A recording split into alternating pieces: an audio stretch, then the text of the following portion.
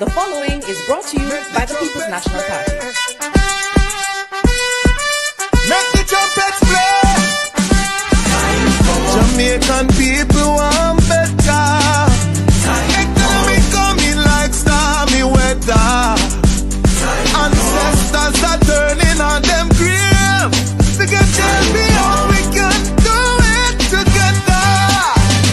When we look to the future of precipice, we see Jamaica needs the vision of the PNP. People said the bag of promises, them can't carry go shop. And the crime rate getting higher, wonder when it does stop, comrades. Jamaican people want better. Economy coming like stormy weather. Ancestors are turning on them grave. To get champion. The proceeding was brought to you by the People's National Party. All right, my wonderful peeps. Right, welcome to another Mystic Sensation live. Right, to all the people, anywhere you are in terms of your location and time difference. Right, one love, bless up to you all. Before I proceed, Melting Pot will be tuning in shortly. Right, and also Wifey will be tuning in as well.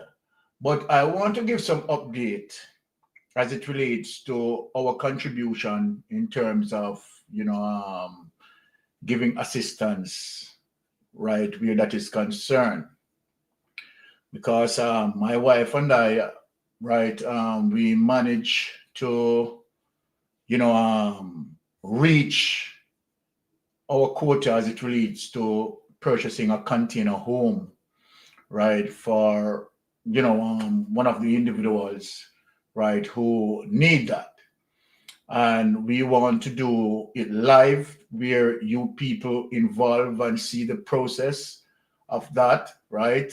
So we'll be doing that sometime next week, right? We have now have a chain of email as it relates to right Casco, right, participation in the process, right? So yes, they are still working out the logistics, so that again will be featured as well, and we try to be transparent as much as possible where that is concerned. For all the persons who have been listening to us and persons who have participated, we just want to say a big thanks, right, to you all, right, and this show me the love and appreciation that we have for each other, right? And yes, Jamaicans, we are resilient, and when it comes to, there's so much about Hurricane Melissa, and I am taking the good side of that, because what it shows me that, when it comes to circumstances like these, right, we put the shoulder to the wheel, and we see the love and the support, right, that, being given. Now, having said that, let me just go through and, of course, do some sort of roll call here. Right, big up yourself, Adoret Mackay, right, welcome to the Mystic Sensation. Blessing, blessing, blessing. Carla Ibanks, blessing to you. Beverly, right, big up yourself. Patel Krushank, right, 8839, big up yourself. Crew Salki, enough respect. Bloomy Coleman, right, enough love, right.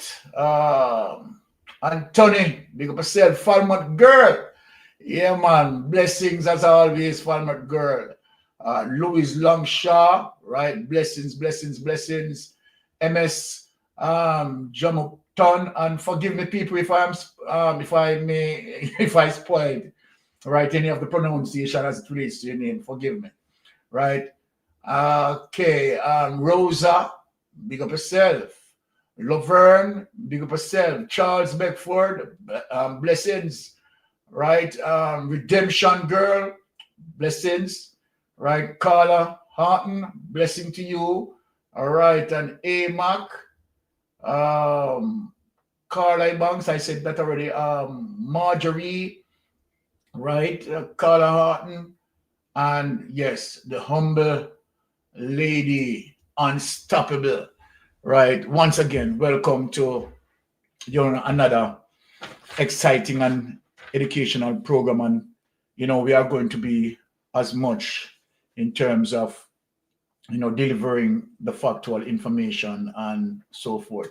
We have seen people that come across our chat from time to time, and they call us liars. They do all of that, but they can't point out the history in terms of where we are telling lie and the sort of lies that we are telling.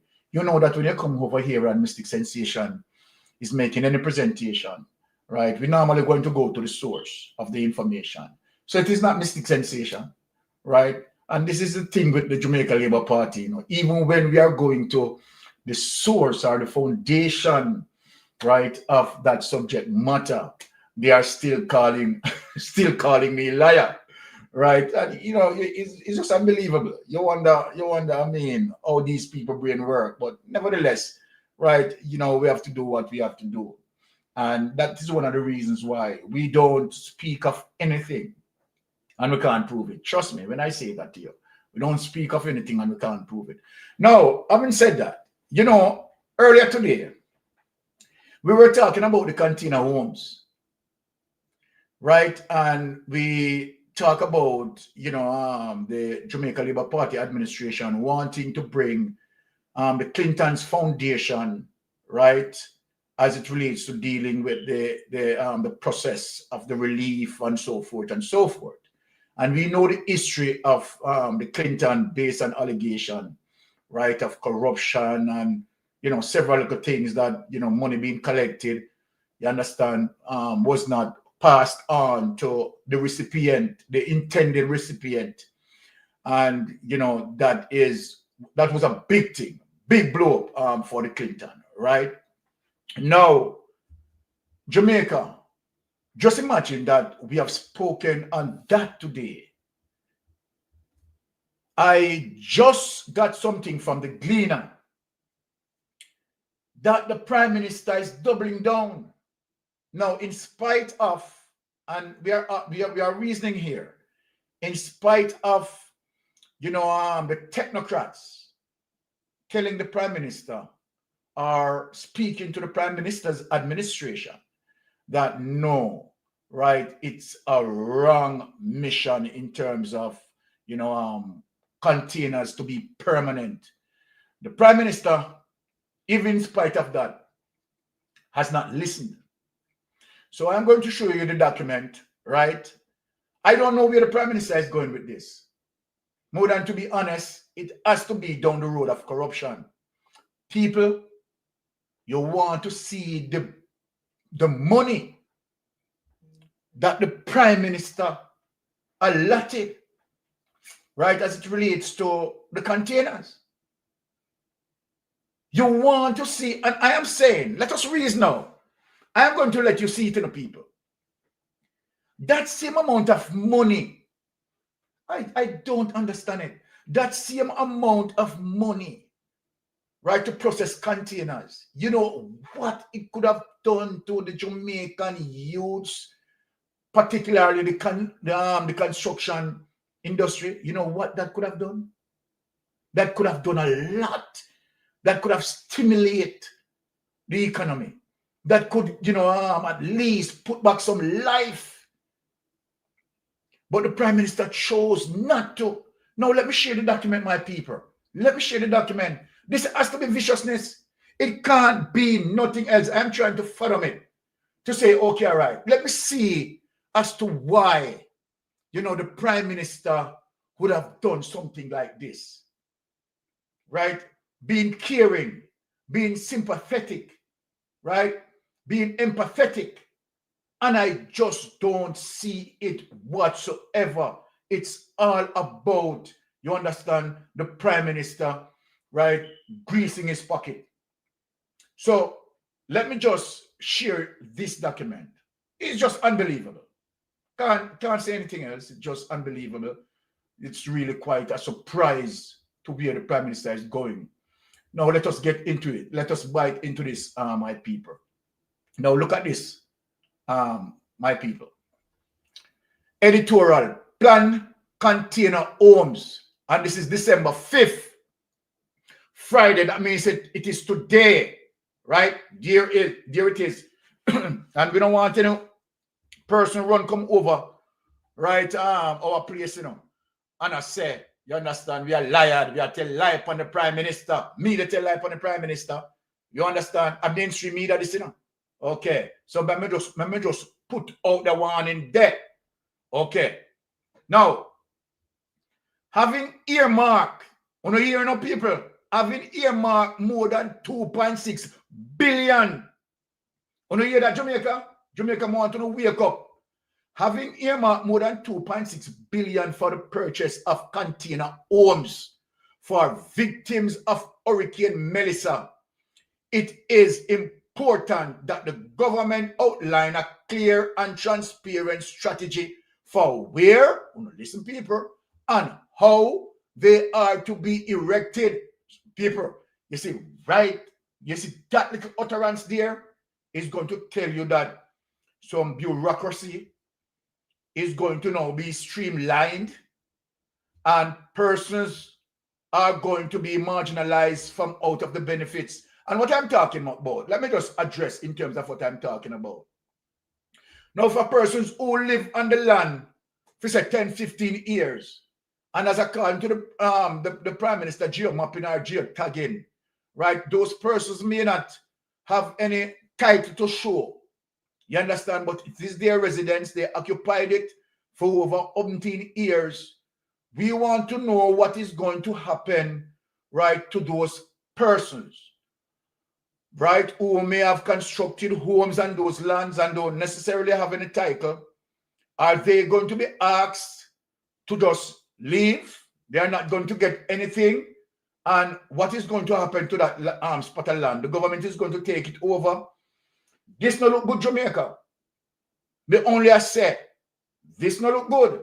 Look, lest the program compromises the opportunity that STARM has opened for the structured rebuilding of some of the island's vulnerable communities. Now, Prime Minister, remember, you have to remember, sir, that, look, a Category 5 system, right, had hit us. And you have seen the severe impact. Now, if you have done the research, you would have known very well that, container homes are just not feasible, right? They are not hurricane prone, right? Simple means they are prone to hurricane in terms of damages and so forth, sorry.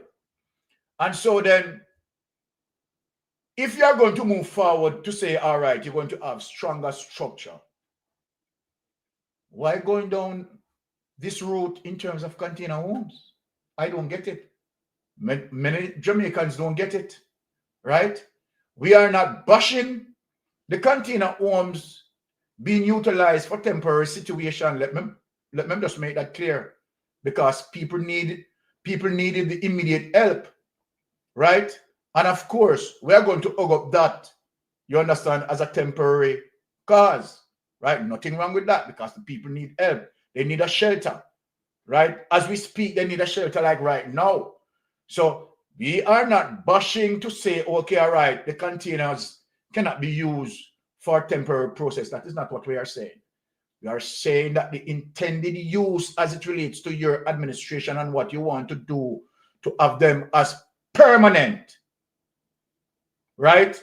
Why would you resort to something weaker than a concrete structure, right? And goes back again to the World Bank lady. I'm wondering if the World Bank lady, right, understand what you are doing here. And I would ask her a question. If what you are doing here is that some sense of proactiveness in terms of future system that come in, I would like for that lady, right, to answer us on this situation here, that the Prime Minister, even after being warned by the technocrats not to do it, the Prime Minister hell-bent that he's doing it. So I want to ask the World Bank lady, right, that, okay, since you said the Prime Minister responded excellently, this now, does this looks like proactiveness to you? Is this one of the way, is this one of the effective way that you claim that the Prime Minister acted?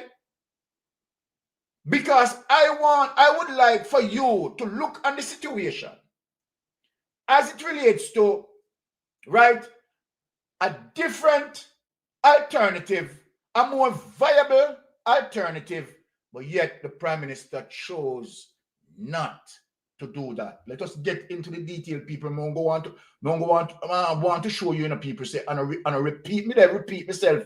You understand, with the one dead program, you know. Me hung to tell you as the development goes by, and how the Prime Minister double down. Remember earlier today, we had spoken about this. I did not have this information, right? It's later that I have gotten this information and realized that the Prime Minister doubled down. And as a matter of fact, the Prime Minister budgeted, right, $2.6 billion. Now, this is not normal enough, people.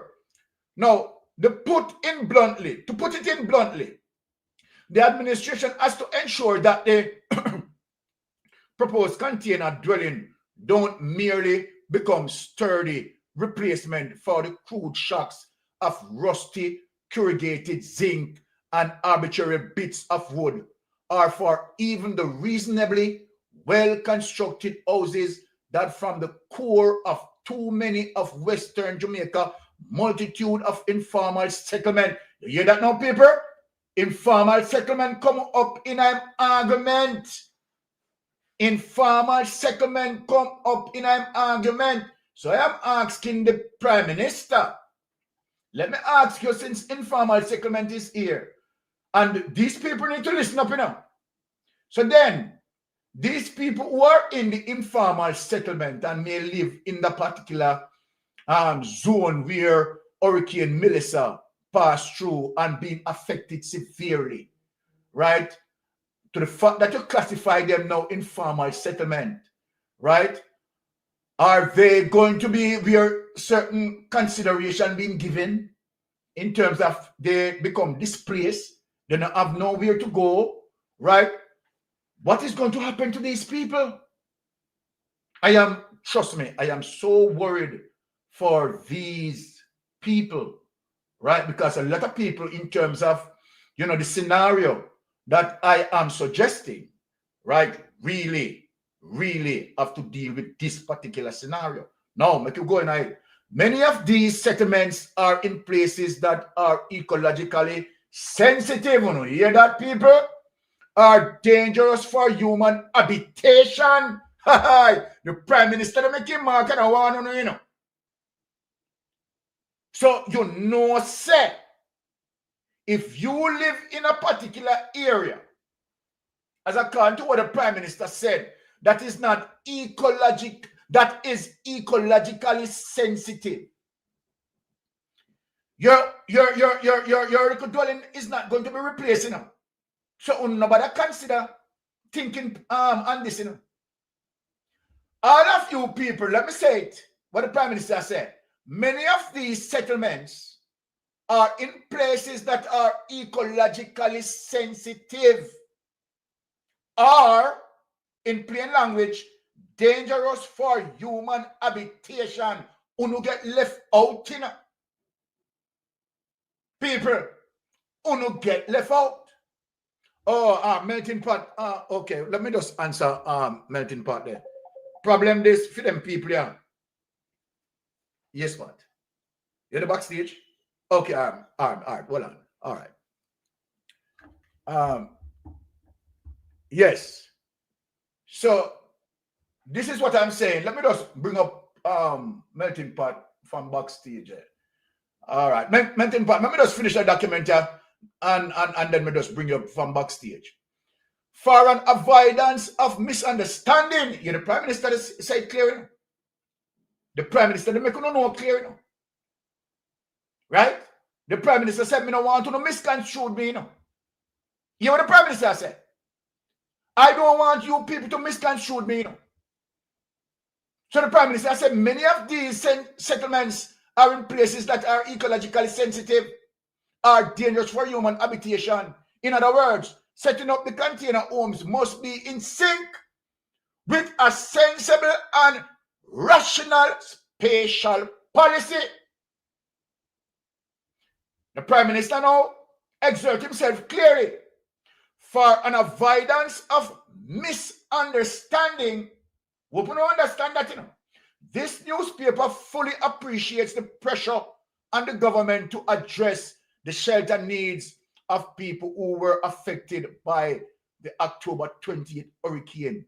Even before Hurricane Melissa, a Category 5, swept across western Jamaica with winds of 185 miles per hour, the island faced an acute housing problem with an estimated shortfall of 150,000 homes. It's a bangarang in a people.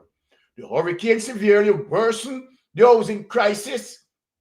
It damaged over 156,000 homes, you know, of which 24,000 or approximately 15% of those affected were completely lost. So we could talk about the 24,000 there. A large portion of the rest received major damage. So more than, hear this now, people, more than 900,000 people, a third of Jamaica's population, you know, a third of Jamaica's population were affected. Many of them are still living rough. Some in shelters cobbled from the remnants of their homes. Others in official shelters are catching with friends and family. So, Prime Minister, if you know this, why you do that as it relates to the container, all them something there? You understand? Why not build the people them a firm structure? Because for you go put $2.6 billion now in a container now. They tell me say now you're fully out now, they go permanent. You understand? You're fully out now, they go permanent. Now let us take this down, right? And do away with that. Right? Let me now just get to melting pot. Right, and bring up melting pot here. Melting pot. All right, your opportunity to meet and greet. Where is in the camp, melting pot? Where is in the camp? Yeah, man, as usual, you know, I greetings and blessings to everybody tuning tonight. As usual, the Friday night segment of the Mystic Live. All right. We are here to dissect as we go along, you know, all the Exactly. back around where we see a pop up, you know. And some of them are just stupidity on the part of the government, you know, why them bangaranga exist. So Well, big up to everybody in the chat tonight, you know, enough love and respect, yeah. And as usual, me and Byron at the hot seat. We keep the show on the road. Over to the all right. host. Blessings. All right. Now, so here what now, people? Here where we are going now. Now, we could go back now, people, to what the technocrats told Andrew Holness. But Andrew Holness, now listen to the technocrats, you know. Because Andrew Holness bigger than the technocrats. Andrew Holness bigger than the technocrats. Now, people, remember, you know, the technocrats warn him. The technocrats warned him. I don't know who the Prime Minister spoke to and give this Prime Minister advice. We know that now the Prime Minister planning to bring on the Clinton's Foundation. And we know the history with the Clinton Foundation. Many robbing up, many corruption, and all of that. We only speak it as it is, you know.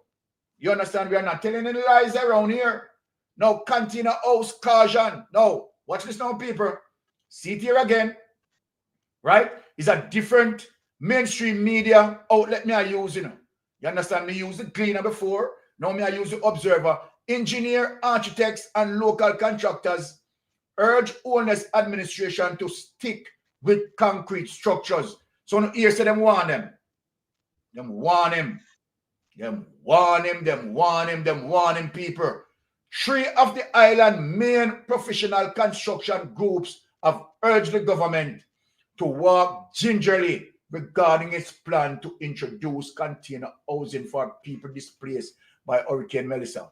All me I say no, Auditor General, all I am saying, take notes in that all the I's and cross all the T's. Remember now, Auditor General, at $2.6 billion, that now in budgeted now for container home, permanent structures, in spite, Auditor General, in spite, right, of the technocrats warning him, Now, Prime Minister Dr. Andrew Holness 2 weeks ago announced that his administration endorsed, not the technocrats, his administration endorsed container homes or modular houses to provide cost-effective. It is not cost-effective. That is the first lie you're telling Prime Minister. Cost-effective and safe housing options. None of that. This is a lie. Prime Minister, this is a damn lie. All of to make the container, right, becomes livable and safe. The amount of things, addition that you're going to have to do, an additional strengthening. We have researched and we show you that when the containers are cut, right, they lose strength. And you have to now strengthen it with additional means, alternative means. So, Prime Minister, for you to be saying that the container homes are modular houses to provide cost-effective, they are not cost-effective as it relates to, you understand, using concrete structure instead, using NHT to fund this program. So the very first statement here, so Prime Minister, you are lying. You are lying. So, container homes are modular houses to provide cost-effective and safe housing options for victims of Melissa. Safe housing options. You are lying, Prime Minister, out of your teeth. You are lying. You understand? This goes to show that you have no care for the Jamaican people. We are warning them, We are warning them. At that time, only said, after careful assessment, hearing people, you understand, really assess everything here. Now, hear the Prime Minister now, people. At that time, only said, after careful assessment, who did the Prime Minister speak to? Who did the Prime Minister speak to? Careful assessment, the government was satisfied that these are appropriate to fill the existing gaps. So, Prime Minister, who you have spoken to? The three top agencies at Jamaica, you understand, told you not to proceed down that route as it relates to container homes. So, who have you spoken to, Prime Minister? You want to come out and tell me? Prime Minister, at least you owe taxpayers, right, some answers. Right? Tell us. Come on, tell us. Who did you speak with? Now, there are different types, different versions, as I call to him, open quoting him, so I quote him. There are different types, different versions, and so I have met with the NHT National Housing Trust, and the NHT has provided us with a solution that they are presently working on. So it is the NHT provide you encourage you to do container homes. I don't know. Is this what you are saying? I have met with the NHT National Housing Trust. Yes. And were they the ones who encourage you to go container home as opposed to concrete? And the NHC has provided us with a solution that they are presently working on. What is the solution that NHT is presently working on? We need to know. At a later stage, we will go into more details. So you know, decide we're going to know details now. But the plan is, in the initial phase, for the NHT to purchase 5,000 container homes, and some of them will be for sale. So with a program with NHT, you'll be able to purchase, and a portion of them will be made available through social housing, said owners. A lot of people now will get none, you know. Hey. On Tuesday, and when we say a lot of people now get none, don't bother believe that we are talking about people who they make false claim. No, we are not talking about those people. We are talking about people who your geo mapping identified, and the situation with them that they are not title holders. Are they going to be getting assistance? That's all I am saying. Now we can understand the reason why you now go concrete structure, you know, because you plan to eliminate a lot of them. Based on what I'm seeing here and what my critical thinking is telling me, that your plan is to eliminate a lot of them and take over all that land space. Because if they don't have any title, what that means? The government is going to claim it. Right? The government is automatically going to claim it. As opposed to help those people, you understand, to get back on their feet. And yet, you are the person who speak about resilient, you know. So how are you going to get them resilient when you are going to help to break them down, tear down their morals? Right? No, remember now, you know, you run out and claims that people never show up certain photo because, you know, want the people them, you understand, lose them dignity. So when you do them this, and the place where them live for 10, 15 years and 20 years, and they are not going to get back any house, and they're asked to move from that property, and government take it over. Now go on with them dignity. Talk to me, Andrew. Now go on with them dignity. Problem there. On Tuesday, Minister of Finance Favor Williams in announcing a 29 billion increase in the government's planned expenditure for the 2025-2026 fiscal year, said 7.2 billion of this amount will go to the Ministry of Economic Growth and Infrastructure Development, targeted for road infrastructure and procurement of 3,300 containerized housing units. On hear that, people? Right? This now they come out of the $7.2 billion, right? For road infrastructures, right? And procurement for 3,300 containerized housing units. So then, right, the Prime Minister reduced from the original 5,000 that he talk about, you understand, and going down now to 3,300 unit. And so for the 3,300 unit, and all of that process is going to now cause taxpayers, right, $2.6 billion in Jamaica. $2.6 billion in of container homes. Where we are telling the Prime Minister, technocrats are telling the Prime Minister, say, no do it, no deal with this. This is not feasible for long term. But see the people, did the Prime Minister listen? No, he didn't listen. All right, let us take this away. Right? Now, melting pot. Now, Yes. what is your input on this in terms of the Prime Minister still double down, right? In spite of what the technocrats are saying, the Prime Minister not listening to the technocrats, right? And now we understand our overall cost that is going to, that already now affixed to over 3,300 container homes, right? That the Prime Minister, right, will be pursuing in terms of procurement. Well, we have a big problem with that. You know? Yes. I mean, container house is not the way to go. You understand?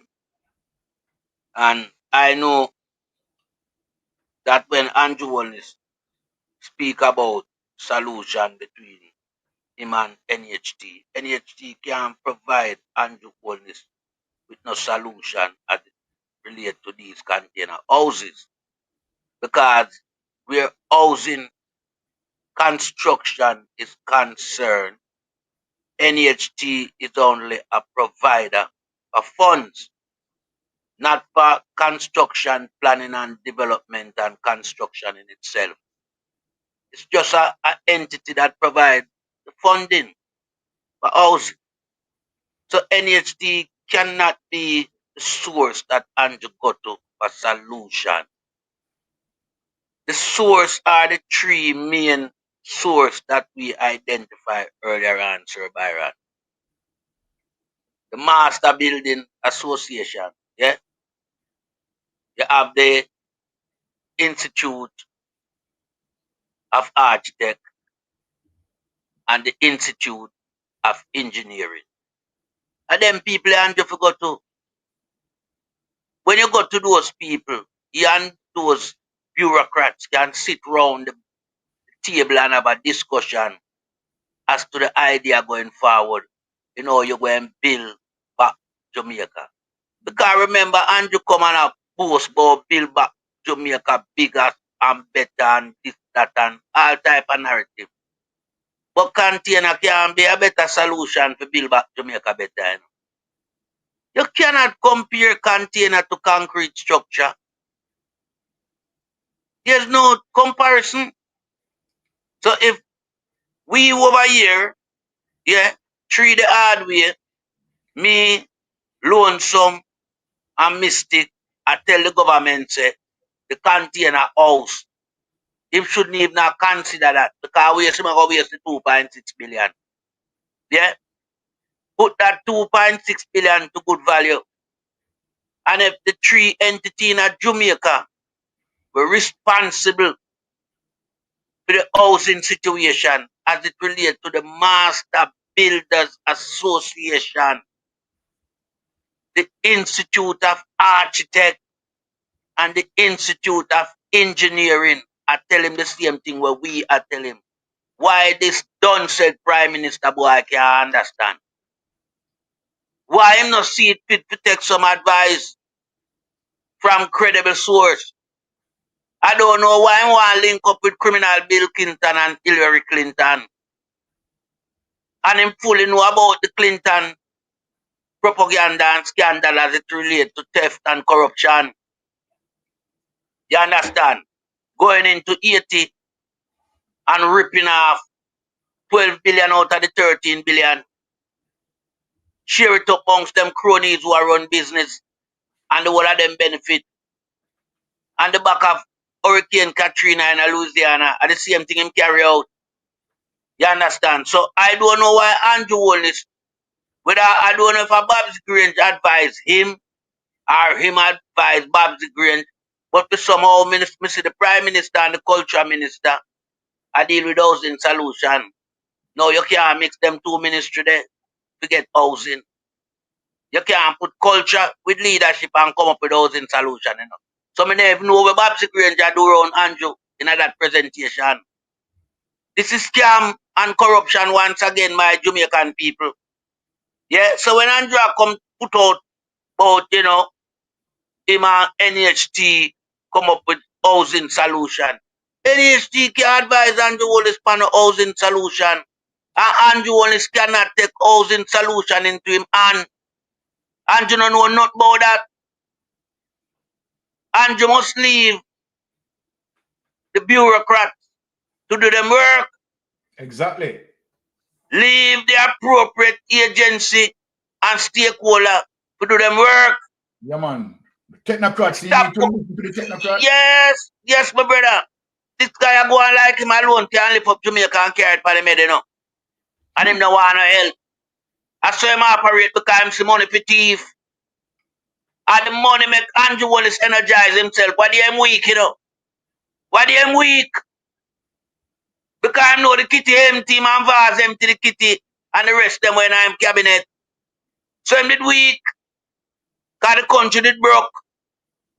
But the country get energy now from loan offered to them. Yeah, the 6.7 billion US dollar. Where my wax lyrical in a parliament over. Yeah? And we have know where my do I say. Him have it now at him disposal plus the rest of money them where them they draw down before. You understand? And it relate to Catman and the one from CARICOM and all the rest of money where them get from donor country. So him energize himself. Yeah, and him sit down carefully and a plan how to carry out a destruction of demolition from people life. You see him and him friend them come up with a thing called GIS and geotagging. Yeah, the GIS is for Geographic Information System. Where Andrew wants to study about the geography of Jamaica. Eh? We don't want a criminal study nothing about Jamaica geographically. And what is this geotagging? So you got to tag certain place because you find so them not have no title. So you tag them one day. And know so alright to exempt them people from the housing solution. Because my wife still moving on. Because if you're a chess player, me a better chess player for you. My wife still move. So me I tell the people them long time about this GIS and the geotagging when come with. And you see when the man implement them system there, right on the back of Hurricane Melissa. You know, say and just sit down a plan. And just sit down and planning for disaster to reach the country. Plan how to destroy ADPEM. Plan how to institute these two systems where we want to work to take what people and move people and displace people. And kick off some people off of the land and house intervention. You understand? Can get you off of your land where you not no title for no. Him no response to gain a house. Because the program is designed for people who have land. You understand? So then no him how carry them people and in the housing scheme and create him one political boundary. And that him a go do.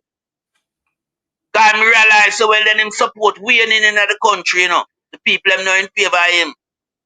Him know say him have to thief the last election with the ear of some cronies where him have around him. So him know everything where him a do. It to show up in political career. But him not have none. It done. And you know no more political career, you know. As try him a clutch at. Because the masses of the electorate reject him with the ear.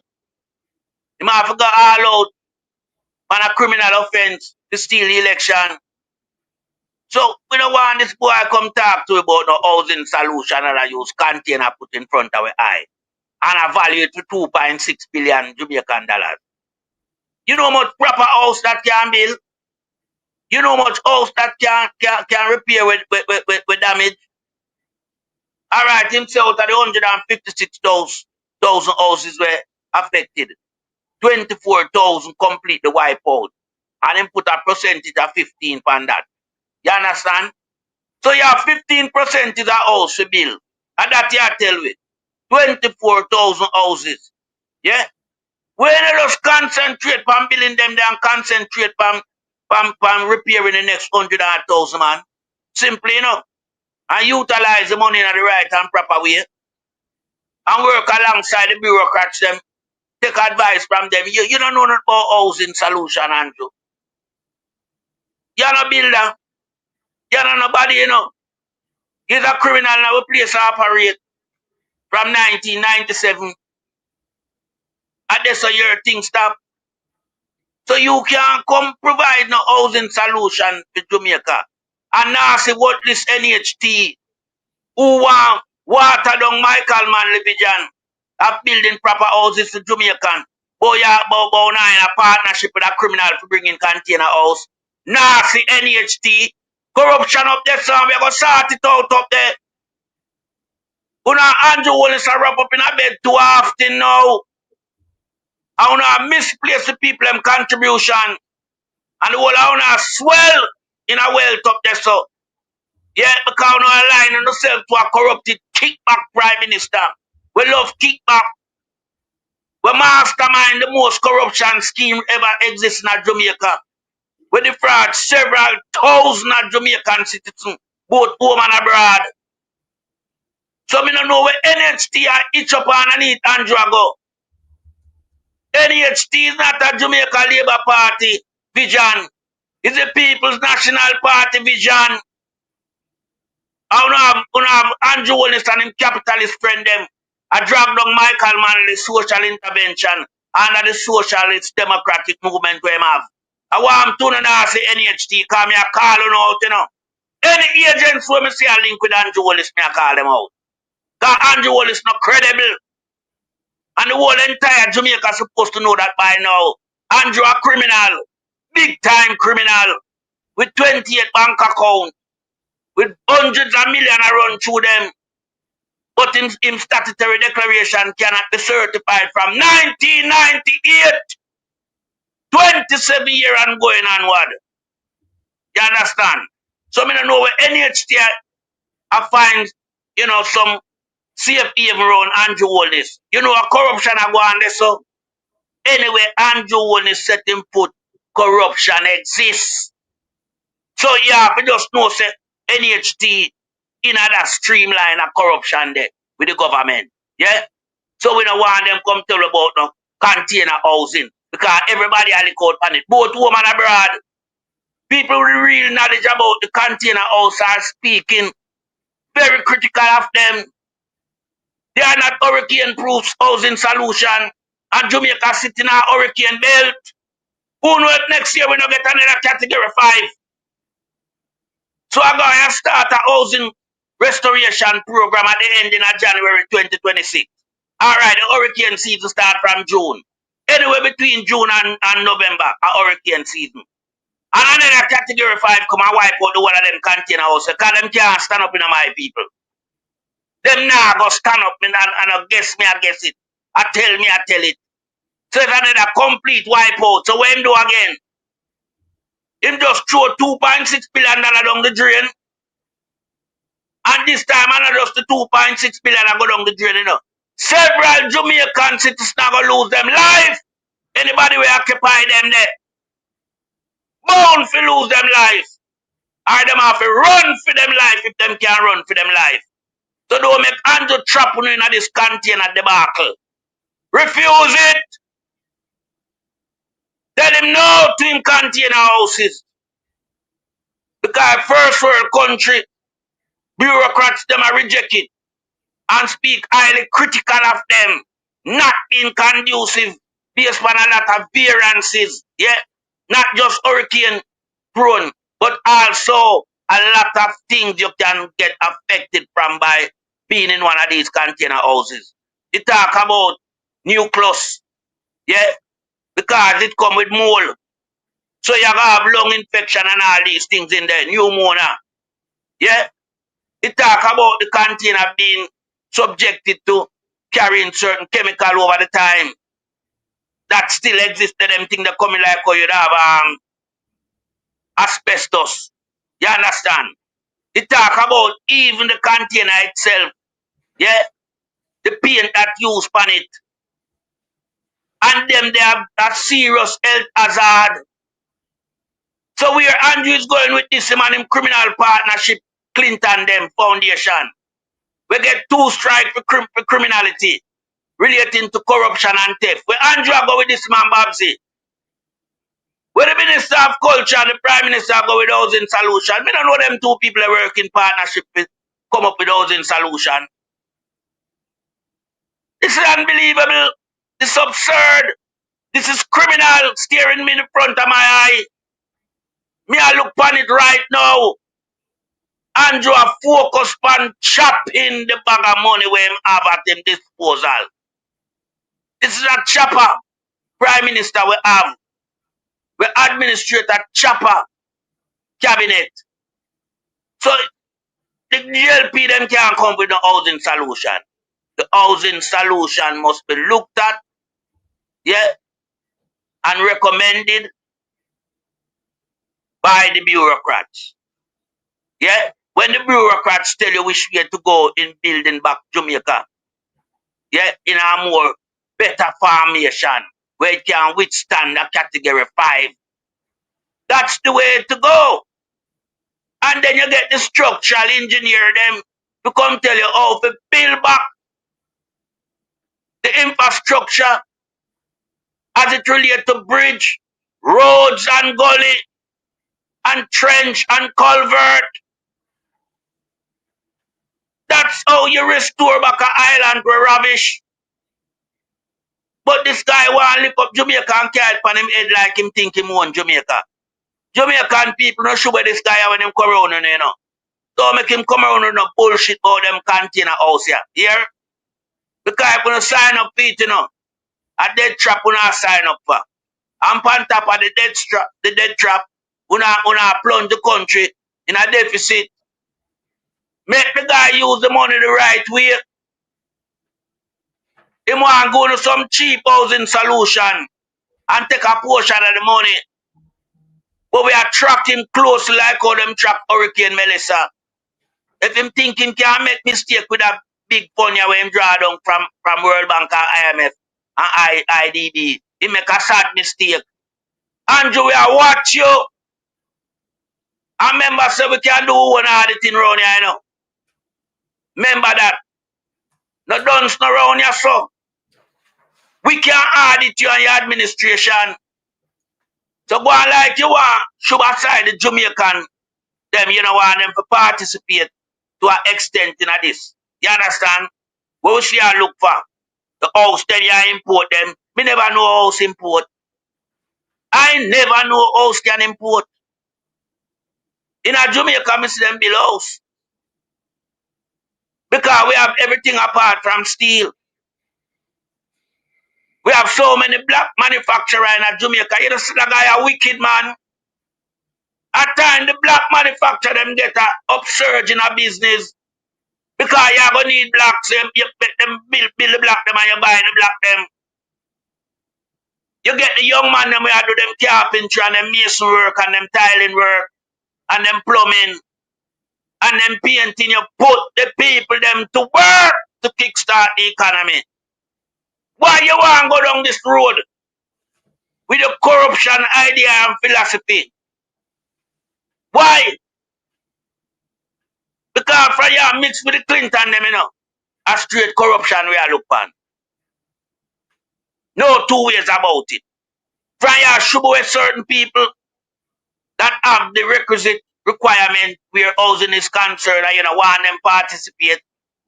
You hide something so corruption you pursue. We know how you operate. We know how you operate. I will not allow you to operate on the grounds of corruption anymore. We are tracking your movement with this 6.7 billion plus the rest of money them what you get. Because right now, if you show you say you're not transparent, you know. You get the 6.7 billion, you know. But you know, add it up with the rest of them what you get and tell Jamaica what is the final amount as it relates to money where you get, you know. We don't hear nothing, we don't hear them in a piece pieces. Well, you can't tally it up. You can't tell the country what is the interest rate for the 6.7 billion. You can't tell the people what is the austerity measure where you have to undertake if are you in a government at the time, which we know you're not going to be. But just give you a open book as to what we have to encounter with going forward. And that you're supposed to do, you know. And stop going like you're a master builder for the country, a piece of shit, I yield back the floor to my brother. Well, blessings for that melting pot. But you know what I don't understand, melting pot? The three top agencies as it relates to housing construction, master builders and the architect, right? Had the engineer. And yes, I'd communicated to him, right, that is not a prudent idea in terms of container. But he chose not to listen to them. And the only reason, right, as it relates to not taking the advice of the technocrats, that he's planning, right, to do, right, some situations as it relates to how he can benefit it and others, right, in terms of, you know, his syndicate of people can be benefited. I just can't see any other reason as to why the Prime Minister would pursue this.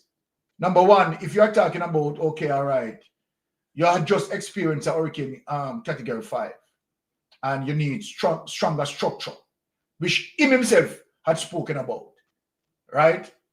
Then how you need stronger structure and you are pursue container. I don't get it. And even when the technocrats, I said, no, it's wrong. Right? The concrete structure is much better. It doesn't look, and then what, $2.6 billion? Yeah. Where are you going to, it coming like, look, the $2.6 billion remind me of the $1.4 billion that Darrell Voss paid for 60 old buses. And now, remember I said him say 110, first and foremost, he did mention 110 new buses until we start to rub him out. Him say old buses. So this has shown me say the administration is just extremely corrupt. Right? And they are looking ways and means. You understand? No matter what. In spite of the investigation that they are under, you know, them don't care, you know. So something needs to be done. Right? Something needs to be done. And I don't know why our Jamaican people, right, not realizing or make themselves aware of what is happening with this government.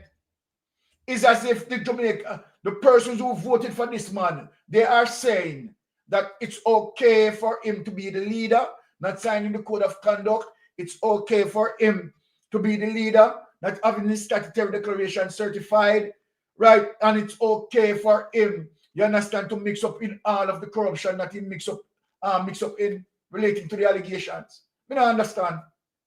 Me just can't get it. Yo, trust me. Believe you me. Boy, me not lie you. Boy, that puzzle everybody, you know. Cause like the people that have a criminal around them in the place, yeah. Cause that message to them I send, no, cause them know everything about the guy, you know. Nothing I hide with Andrew. But yet still have people that jump to drive for him. So you know, so the criminal minded people them there, you know. We like looting, them like larceny. Them people where you see a jump for Andrew, them love larceny. When a man thief and give them thing. You have people who come in at the chat, you know, and in the car we lied, you know, even when we are sure, you understand, that okay, all right, this is mainstream media information, you know, this has nothing to do with us, you know, right? We are not making any presumption around here, you know. We are showing what the mainstream media is saying. And it is the very same mainstream media Andrew Wallace use. Right? But, you know, that is a different situation. But anybody come on your platform, you know, and I make them assertion there. Yeah, I troll them, you know. Yeah, and your family them not do that thing there. But you see the troll them and them just a talk about. Yeah, them a criminal, them like larceny from a criminal prime minister with teeth and give them. So them have to defend him. Yeah, them love him, man. Yeah. They love him. They love him because, you know, they are like him. Right? That's all I'm saying. They love him because they are like him. Right? Yeah, because them no benefit when him thief, man. Them a beneficiary when him go thief, you know. Well, so you know the whole of them are shit like Andrew. Well, me not say the whole of them because the clip I'm go play, I'm go show you, right, a labor right who they eat out, right? No, me attack the one that will come on the program, you know. Okay, sorry. Them me attack, man. Me not can't just use a broad brush, man. You don't know you have labor right out the right now. We are swing from this guy, man. Yes. Them disgusted with him and them policy, man. A lot of labor rights are, are turning away. You understand, from this man. This man is dangerous. You understand? Byron. Yes. You see the one ever run come on the platform them and I criticize. Them I get pay, you know. And them me talk about them at the troll. Enough of them and drop pay, you know. Them help out broke the money where you the 3 children where you see gone where them can't add it. The troll them benefit a lot out of that. Trapper John Keisha Mac. One in over here so Arville. Yeah. You're right. Remember, you know, them talk, you know. Remember, Andrew not just a play blogger Jamaica, I play bloggers in the diaspora. And the diaspora bloggers money them enough. Them talk. All right, we could proceed and hear what this person has to say, right? A labor rights supporter. Let me add that. Let us hear what she has to say. Mr. Prime Minister, come here. All of my lifetime, my parents born as a PMP, and me decide to be a Labourite. Work for Labour Party in St. James, Glendevan area. I work for party, but I'm not a dieted Labourite. Because if me in a one relationship with a man and he not go on, he must go. I don't care. And if you're wrong for me. That's why I grow my kids in the ghetto and then come out to something. Because me no can do slackness. Me no can do slackness. Tell me something. And no fast, I ask me, I ask. A 10 million what? Euro? US?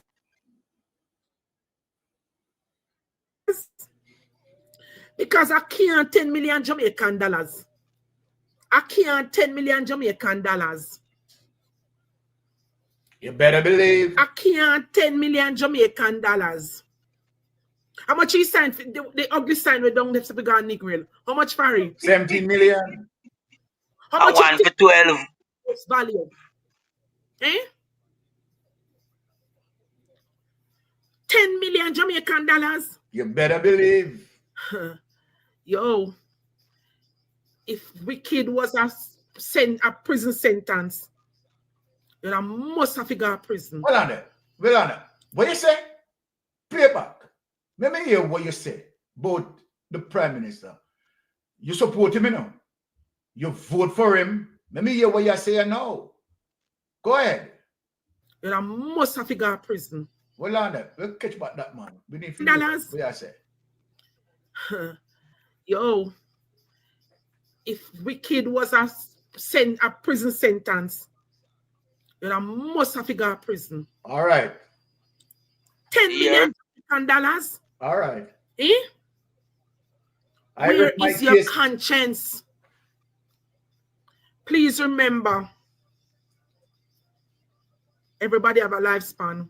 And no matter what you have and what you take, what you not forget, you can't carry God dead yard with you. You cannot take it to your grave. Let me tell you something. Yeah, water coming like a black Joe. Can't make so much people cry upon your shoulder. How you feel if you know say nobody, neither local nor international, have nothing good to say about Uno. Eh? Come look for me when you're not ready. I live in Colorado. Come look for me. You don't want nobody talk. Where is freedom of speech? If you did that do something good, nobody will have nothing bad to say about you. You're not do nothing good. One TikToker beg over $1.5 million to end people. And I'll know me not see you do nothing at all. Look how Spy show you up. Look how Spy show you up. Eh? Look how Spy show you up. Look how Cartel are going to show you up too. Eh? And all you know want is vote. Why you vote? What people vote for you for? You take everything from them. What you vote for him for? For your comrade, for your party. Eh? For your labor rights them. And your bar now? Well, be glad when you ball, Byron. And do what you do for the country. Yeah, come talk about $10 million. $10 million money. You feel it too, man. $10 million money. No, Byron, Byron, you quit that, make with I second a little. Pause up the little. Pause up the little. Can't Jamaican. Pause up the little, my boss. Yes. You see this lady I know is a prime example of how much Andrew Wallace and the Jamaica Labour Party disintegrate. That's all she have to turn from them. Because she have bun them, you know, and she right to bun them. Yes. But she right, she have a rights to our democratic rights as it relates to who she want to vote for, you know. Yeah, but she'll expose them, say, she say her people are PMP, you know, and she choose the GLP. But here what she said, if Wicked was a sentence, Andrew in a prison, because I'm wicked like that. So when you hear this lady I know, yeah, come out and I highlight the party and the leader in such a diabolical way, you know, say Andrew disintegrate with the party. Yeah, because everybody see and feel the high level of corruption. It a hit them. It's only the little one got one them, you know, but Alright. like the last thing, you know. Melting Now pot. speak out, you know. Melting pot. Yes, my brother. My point with this lady, Mm-hmm. I know that this lady would have been aware that Andrew Owners from the onset did not sign the code of conduct. I know But that we don't know if she vote for the eh? Me don't know if she said she there Colorado. Me don't know if she vote for the No man, Colorado is a place in Montego Bay, in Jamaica. Okay. You think of Yes. Colorado and I see In it. the Glendevon area. Oh, in a Glendevon. So she vote for the Yes. Well, Right? that even make it worse, Byron.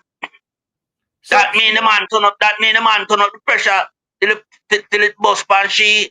yes, She have to run left it and out. that's why I am saying, right? She coming out now, you understand, and venting. Yeah, we understand. You understand, and what she's saying, you understand, is true.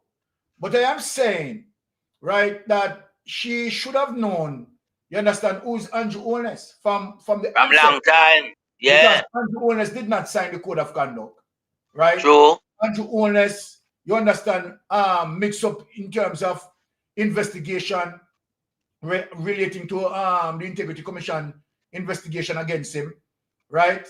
That's true. Yeah. Andrew Owners, which she's supposed to know, you understand, try to make application in the court, you understand, so the court can throw out the Integrity Commission case, saying that it is unwarranted and they're out to get him, and he want to rapture section of the Corruption Act that deal with illicit enrichment. All of them sort of development there, she would have been aware. Fully aware. Exactly. In spite of that, she still went and voted for Andrew Owners. So for her to come to the realization to the fact that Andrew Owners is only offering $10 million in the constituency, you understand, as it relates to those areas that seriously affected, because remember, on a $10 million in every constituency, some constituency is going to get $5 million. Right. You understand? She needs to be aware of that. So I am saying, she calling him out now is a little bit too late. But better late than never. So I'm glad she still a call him out. Better late than never, because you know she take the courage, yeah, and the decency in her to come and underline who he is and state our own, own perception. So I'm glad for that, because I mean, that is what we want. We need the people to start disintegrate from around him. Yeah, because him action is such that everybody I feel it right now. People with common sense know say 10 million and 5 billion can do the restoration to the scale of where we sit on the ground. All right. While a sign a cost 17 million and 1 for 12, and the mic system in a parliament of 18 million. Come on. Hear him out. I could hear him out, melting pot, and then we juggle them again. I could hear him. I could hear her out. Sorry. And do what you do for the country. Yeah, come talk about $10 million. $10 million money. $10 million money. I want somebody to tag me and tell me say 10 million euro, pound, or Cayman dollars. A Cayman Jamaican dollars when I value nothing. What must they do with that? I'm sure say Spice spend more than $10 million. When me couldn't wicked so. When me couldn't heartless son of kids. I'm sure say me I grew up. My parents always tell me, say, do good unto others. Anything you do bad unto your third and fourth generation. And you miss allness. You miss allness. And we can't talk to the man, so. Like him, your yard boy. And we can't talk to the man, so. You shouldn't even hold the position where you hold. You shouldn't even in the position where you hold. Yeah, your husband are a scammer. Huh? Well, I'm gonna drop that jingle there, my boss. and to others. Anything you do bad unto your third and fourth generation. And you miss wholeness. You miss wholeness. And we can't talk to the man, so. Like him a your yard boy. And we can't talk to the man, so. Eh? You shouldn't even hold the position where you hold. You shouldn't even in the position where you hold. You and your husband are a scammer. Come look for me. Come look for me. No, sir. Because this is freedom of speech. Oh, no, do not, no, wicked. Talk about things, mama. Oh, no, wicked. Yeah, man. Oh, no, wicked. But the Bible tell about, oh, no. I'm going to say this again. Make the wheat and tears grow till the day of harvest. Huh? Come on and take no time again. Oh, no, wicked.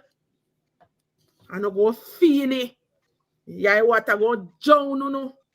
Oh, no, wicked. Oh, no, have no conscience. When you look on the international news, them, I can't believe that Jamaica land me love. Oh, no, wicked. All right. So, people, you hear that? A powerful punch that coming from a labor right. Right? Now, well, I mean, we don't have anything to say now. Melting pot. You are hearing that, right, from, right, a full-fledged supporter, JLP supporter. And she's talking up the things then, right? But again, what she said, right, is definitely true, right? But, you know, let us hear now the Prime Minister, because we are going to channel this. Yo, I mean, look here, a lot of labor rights, right, feel that the Prime Minister, right, is extremely corrupted. So I am not surprised there, right? I'm not surprised at all, honestly. So let us deal with this. Hear the Prime Minister now. Melting pot. We want you to listen to what the Prime Minister is saying now. The Prime Minister, the Prime Minister that care for Jamaica. Look on how the Prime Minister care for Jamaica. More want Jamaica people to listen, you know. Look how the Prime Minister cares so much for Jamaica. You understand, as it relates to Jamaica expenditures. Listen to the Prime Minister keenly. You that the government can engage in a spending spree. Thank God they are not the government. The government has to be frugal. It has to be careful. It has to watch now more than ever. It has to watch every dollar that is spent. Because yes, we are in a good position, no doubt. We have never been in a position where a disaster struck and we don't have to be scrounging around to find $1.1 billion. We have it there. To start, we can start. That is because of the fiscal management of the government that built resilience in our fiscal affairs. It's time and resources. And then there is a part of residential that would be government as well. And then there is a part of private, meaning private homes and private facilities that government may also have to assist. And then there is the relief and the recovery expenditure. So we have here a total of $1.15 billion. A part of it is the insurance and the contingencies that we have, and a part of it is immediately accessible debt that we could start. But just from the assessment here, which is not the final assessment, you know, there's $8.8 billion of damage for which the government would more likely be responsible for at least half. All right, let us stop it here, because all I must say, you understand, is absolute garbage. absolute garbage. But we are going to address him on the spending spree that he claimed that the government has to be frugal. Right? That means that the government has to be meticulous, right, in terms of what they are doing when it comes to spending taxpayers' money. Government has to be careful, right, and spend with the level of care and value for money. Now, let us look at these people. Because him said that all time out, I'm going to show you the big old nasty hypocrite he is, Right? Now, look on this now, people. Because him claim that the government has to be frugal. The government has to spend, right, as it relates to value for money. And the government has to be careful in its spending. The government just can't go into a spending spree. And that him saying to people. All right, let me ask him about this now. Come Jamaica, want to follow me? Okay, ask him about this. Since he's so care about Jamaican expenditures and taxpayers, and he's there to protect taxpayers, let us ask him about this. Prime Minister, you never remember this. Now, look at this now, Prime Minister. Remember, you say the government has to be frugal, right? And ensure that when the government spend, right, you get value for money. Now, let me ask you about this now, Prime Minister. I'm going to read. TAJ forks out nearly 400 million to lease building it's yet to occupy after 3 years. Prime Minister, let me ask a question. What is frugal in terms of this decision? That your administration, under your governance, would have taken up $400 million to lease building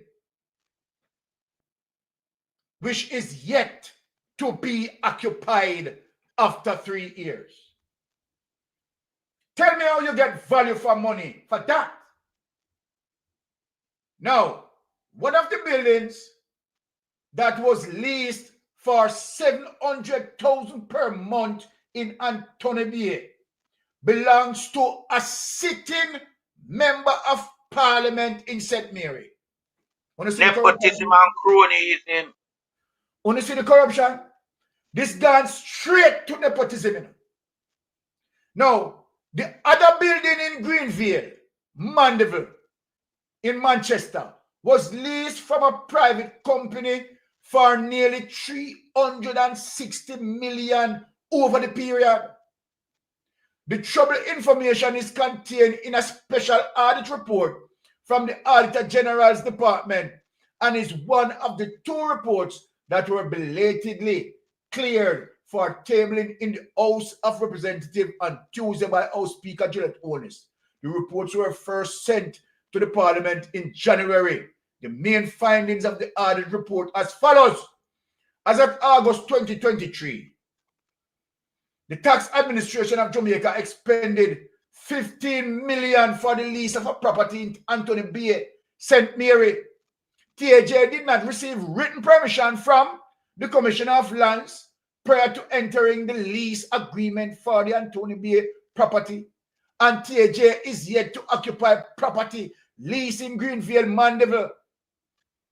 The Auditor General Department has recommended that based on the funds already expended, the TAJ must urgently put in place the necessary arrangements for the timely completion of its renovation projects to reduce the level of nugatory expenditure, especially at the Anthony Bay location, given the safety concerns at the current office.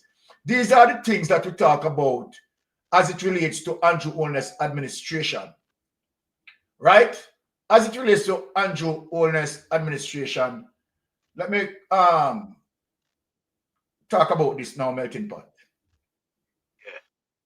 And this is what you call corruption, when you have, sitting members of parliament who engage, right? And there's no consequence, right? Coming. And this, go back now to the perception corruption index. Right. All these things is why Andrew Holness administration would have fell 4 places down the corruption index. 4 places down on the corruption index because of all of these development, and you understand, nobody being prosecuted for it. No one being prosecuted. You have Christopher Tufton, right? Dispatch $800 million. You understand? To Benz Punani. No, right? 85. $85 million. 85 million, right? Yeah. Benz Punani, no discipline. None. None whatsoever. Right? You have Dalrymple, even although the court discipline Dalrymple, Andrew Holness hug up Dalrymple and put her back in the parliament. Jamaica, one out with one. The court never disciplined Dalrymple, you know. Them slap Dalrymple on our wrist, man. Basically. Yeah. So let me hear your input on the whole thing, Melting Pot. Come in on the space. Well, you know, me I look on several millions we are wasting, so. You understand? A several million this, you know. Yes. So this no constitute where Andrew Holness has said.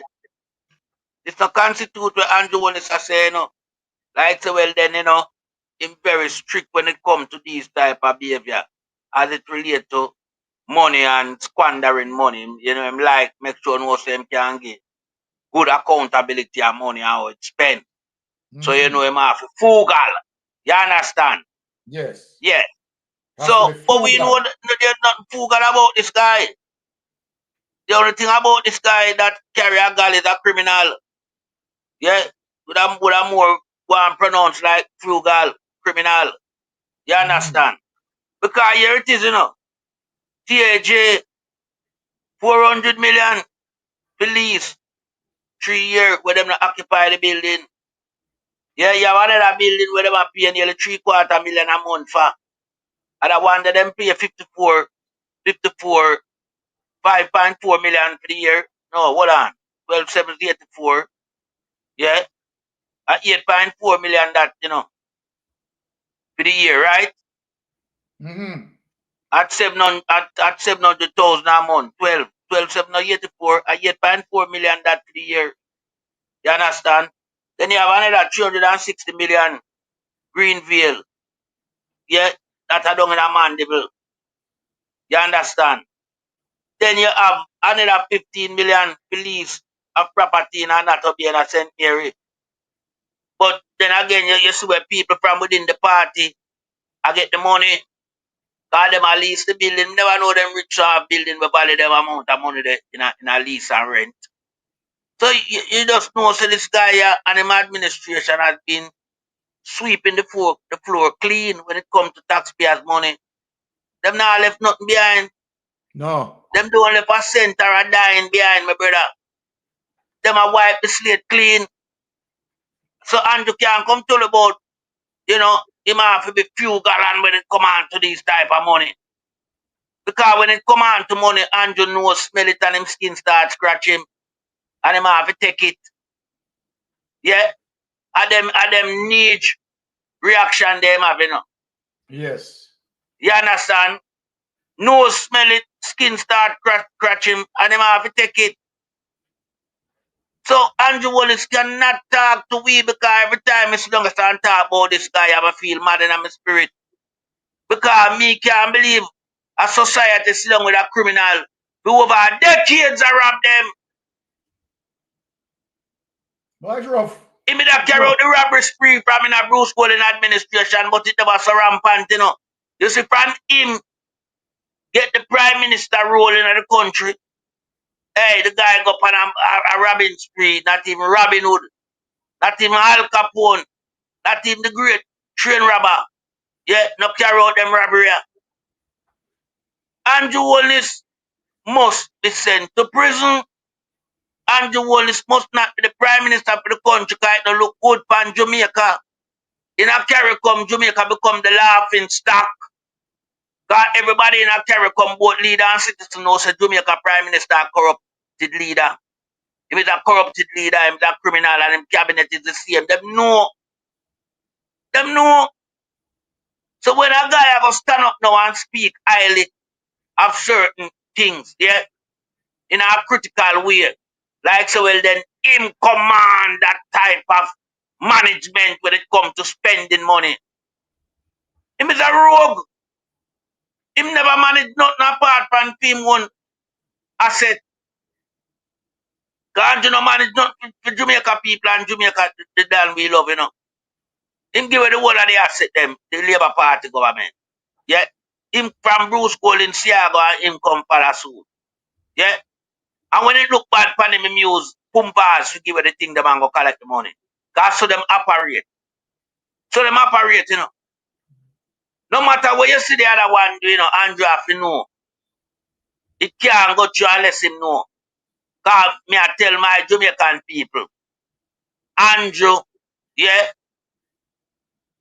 pattern himself like a Edward Seaga. Him operate in the party like a Edward Seaga, like him is the one done.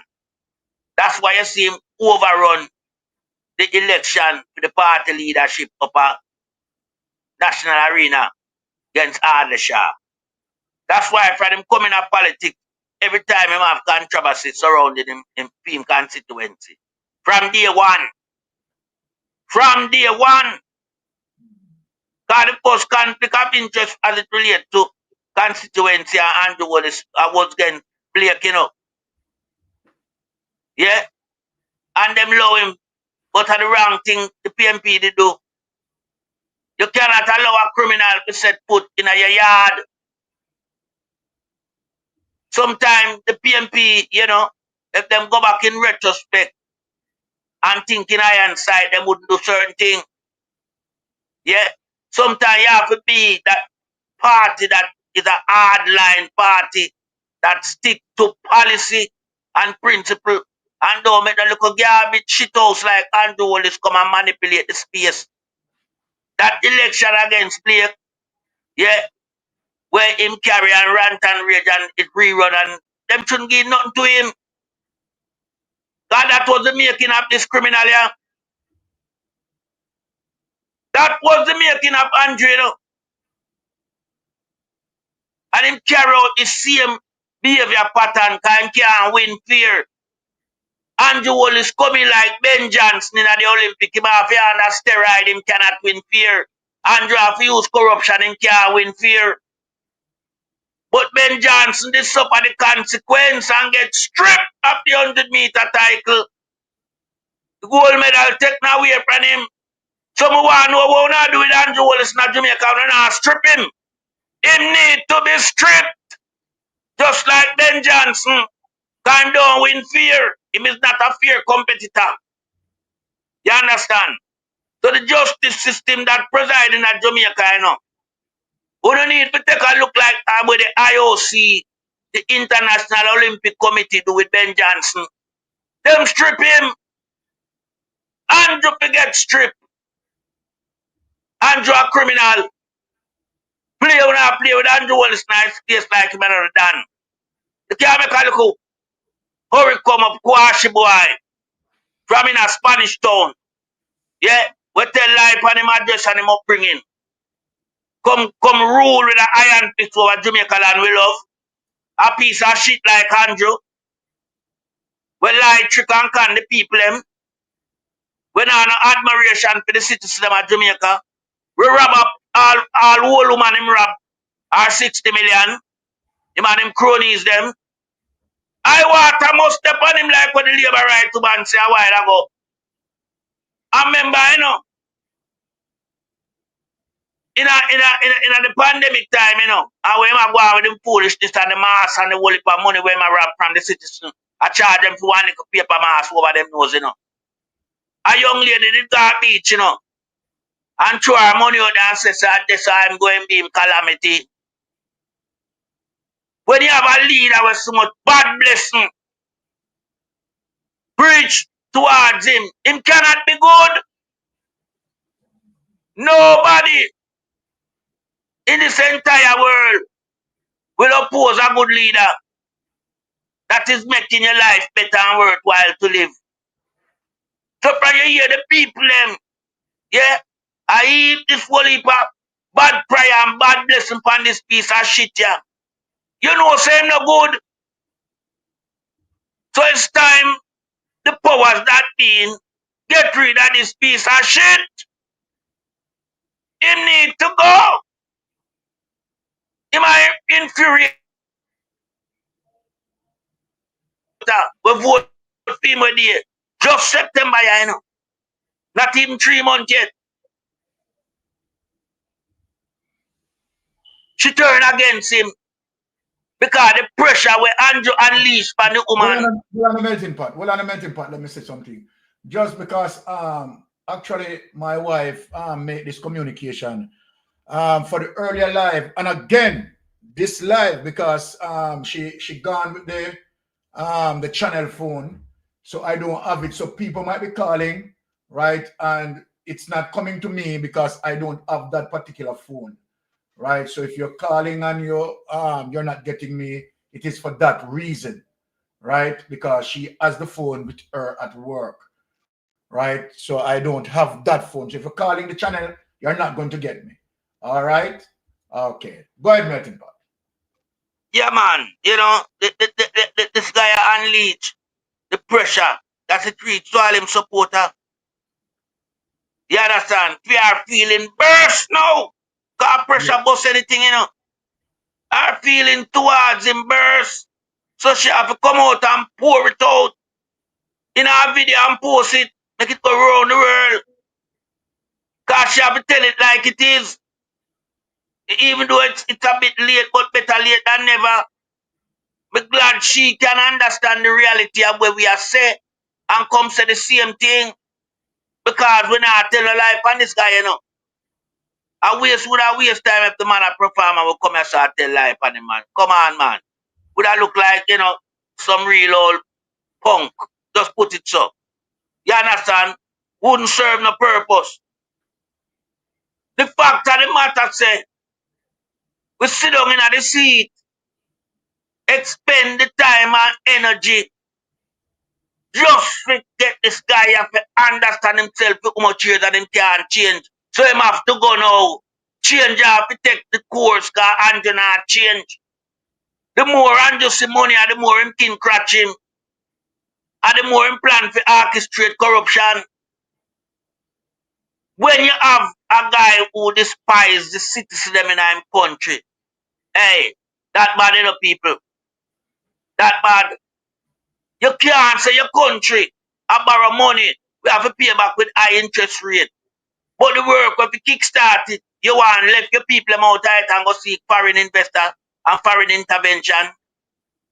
Where you spend the 2.6 billion and bring container house come here for? The black factory them want support. The worker them in the country want job. The carpenter, the masonry, the plumber, the painter. Hey, this guy I need for white. Hey, the man get on top of nerves. I treat him no. I hold me have to hold it, you know.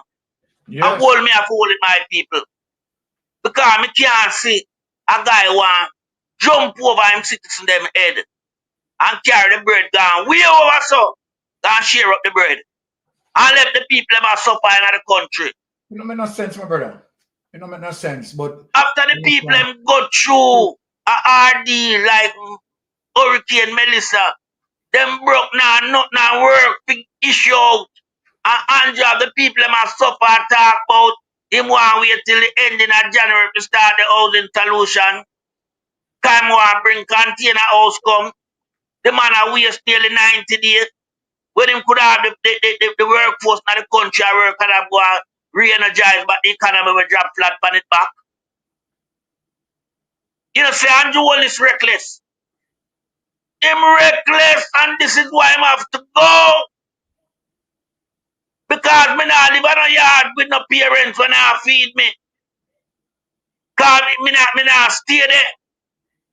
I end up on hunger strike when me no strike because me not no complain for strike. And them now look after me, so it's like me dey on hunger strike. Then me not go dead. But me hear all time people say walk for nothing better than sit down for nothing. So me I go left that. Me I go left the yard them. Me I go left the house them. Me I go left the parents them. Me I go seek other grounds. So Jamaican people will say, and do not take care of you. Don't want to hold on this piece of garbage. What kind of support Andrew supposed to get from the massive in our country? The young people are supposed to support Andrew on this. I'm corrupted 5% them, the PSOJ them. Not even the police them we have carried out in nasty work and support him. Because I not pay them. He more them much year now, he more them. And the man will speak on behalf of them. Corporal Ruan James, him put the man for interdiction. That will show you what style and leadership in the country. It's like if you open up your mouth, you must lead.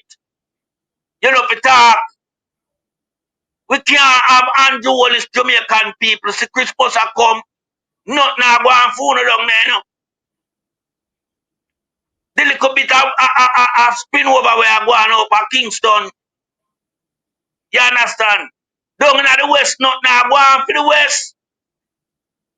Nothing. Because the west neglect him. You understand? The majority win in the west. And we realize, well, then it's them people that don't have ground zero, I go turn them in a sub-zero. Yeah, I go leave them to suffer. Nothing merry about them when Christmas come. But yet, see them have a mountain of money sit down pan. A mountain of goods. How much cargo flight come in with the things them and do not distribute them. Andrew play politics with the relief program. Andrew play politics with the money where him go borrow. With the taxpayers responsible for the 6.7 billion US. He might play politics with all the people and partner money, which show the insurance ban. Him take it and put it in a private company, a private entity basically, because JPS majority shareholder come from Japan and South Korea. Them control 80%. The garbage government control 19%, and 1% belongs to minority shareholder. So it's basically an entity we don't under the government portfolio. But him take up the cat ban and dash it over there for 5 years. And telling us how to wait for 5 years before him start look for the housing criteria as how it affect you. Because the whole of the cat ban money if you start the kickstart the housing restoration. Him fling it over there. Him draw down another 50 million from out of OUR and him put it there, so 200 that is already. But I know we don't hear from the investor. Because we never hear them come out and say, well, them a look alone or them want some assistance. Andrew and Pumbas alone we hear with the assistant program for them. So we want to know who owns JPS? That is the big question tonight. Who owns JPS? Because the people with the 80%, you know, are them supposed to look investment. But are the government look investment for them? So tell me Andrew Wallace and Pumbas, it's because the current licensing holder are not in favor of renewal their license. Talk to you know. God, that's how we see this thing are going on. And that's how it look like it end up. God, them will have 19-month leave on them license. And the fact of the matter, nobody would lend them nothing with a license with that short space of time. So, what you do now, basically, I tell we say, all of the money you put over there, so it becomes an unsecured loan, you know. So I must own the company. I must own really own JPS. So Jamaican people look like Andrew a scam on this again. I be a scamming me I go on with. Be a scamming because this guy will never operate as a prime minister. Because he wasn't a prime minister from day one, you know. Great leaders are born, not created. Eddie Seaga created him in his own image. Him is a spitting image of Eddie Seaga. Him corrupted like Eddie. Andrew no born a leader, you know. Like Michael Manley, you know. There's nothing going for Andrew Wellness man more than a political science degree, man. Where I use a trick and can and fool the people in Jamaica. Miss like a brother Nancy Prime Minister, you know. Laugh after the citizens them. Anytime him come out and damage the people, man, to go back in him hibernation place, go laugh. Me not ask. This is why you see him tell lie with a stiff jacket face. Because the only time him change that perception within him features is when him go behind the scene and laugh after the people in Jamaica. When him and him cronies them mix up and like when you hear Nigel Clark to him say to him in a parliament, I think that did it. I think that did it. You remember people? You remember Byron? Yeah. That one did it bust out, you know, because them never know the mic system they done, you know. I think that did it. I think that did it. So you know I cook up things and serve the people in Jamaica, you know. Them not realist, you know. Exactly. Them a propagandization party, them not real. Yeah. Pure propaganda. Trick, lies, and con. And what them do with the icing pan the cake? The icing pan that cake is corruption, you know. After the trick, lie, and con, you know, them just plaster it with corruption pan top. So we know, yeah, we have to take matters in our hand now more than ever before, you know. My Jamaican people no can't carry this guy and no way too far in 2026, you know.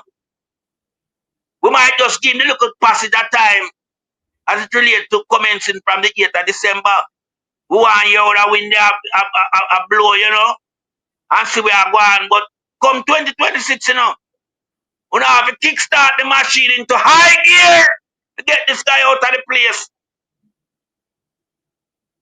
We have to kickstart the machine into high gear and get this little piece of shit out of the place by the minions them. All who get tried with them in illicit enrichment and corruption to get tried and go to prison. They need to be tried and sent to prison. But I see the justice system start to work in that regard because I see a little one man will take for 22 million. Him get a 10 year and 7 months under nastiness. But one thing me not hear about the recovery as it relates to how much recover from the 22 million. Because you have to seize him asset too, you know. You have to seize him asset and put that to action, man, and get back some money for going at the coppers, man. And that for going on, you know, when Andrew things settle, you know. No, for Andrew asset have action, you know. Have to action them. That's what you do with the illicit enrichment people. When you go in upon them and you arrest them and you sentence them, you auction them asset for you recoup from them. And you get back some proceeds and you put it back in the coffers. Because that belongs to the people of Jamaica, the hard-working taxpayers who form the backbone of the economy.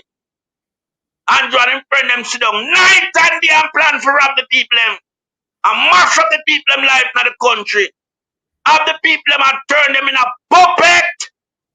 Line them up for 2-piece KFC and make people in a Trinidad that put out video laugh after Jamaica. And him do it not once but twice. And when they talk to him do it the first time, you know.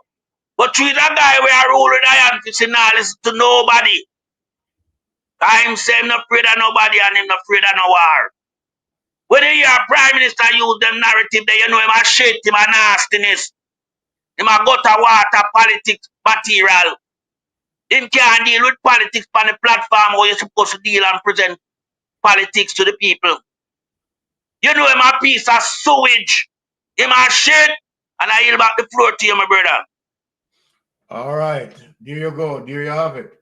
All right. Let us get into our next topic. Now I'm going to go into a little investigation here, right? As it relates to JDF helicopters. Because if you remember, my Jamaican people, that Mark Golden couldn't get the assistance of helicopter, of one of the helicopters, because as according to Andrew Holness, right, helicopters are limited as it relates to the army resources relating to helicopter. So we dig into a little investigation, and this is what we came up with. Now look at this, people.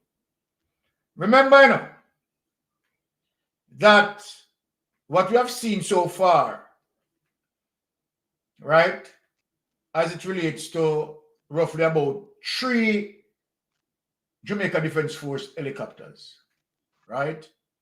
And where Andrew Ones claimed that, right, the JDF has limited helicopters. So you didn't have as much in portion that one could serve to the opposition leader. Now, watch this investigation, people. Look at this. Look at this, my Jamaican people.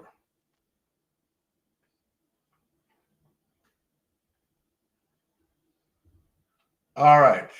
Let me share this document. Let me bring up the to about 200 so you can see the document. All right. So I believe that you can see the document. Right.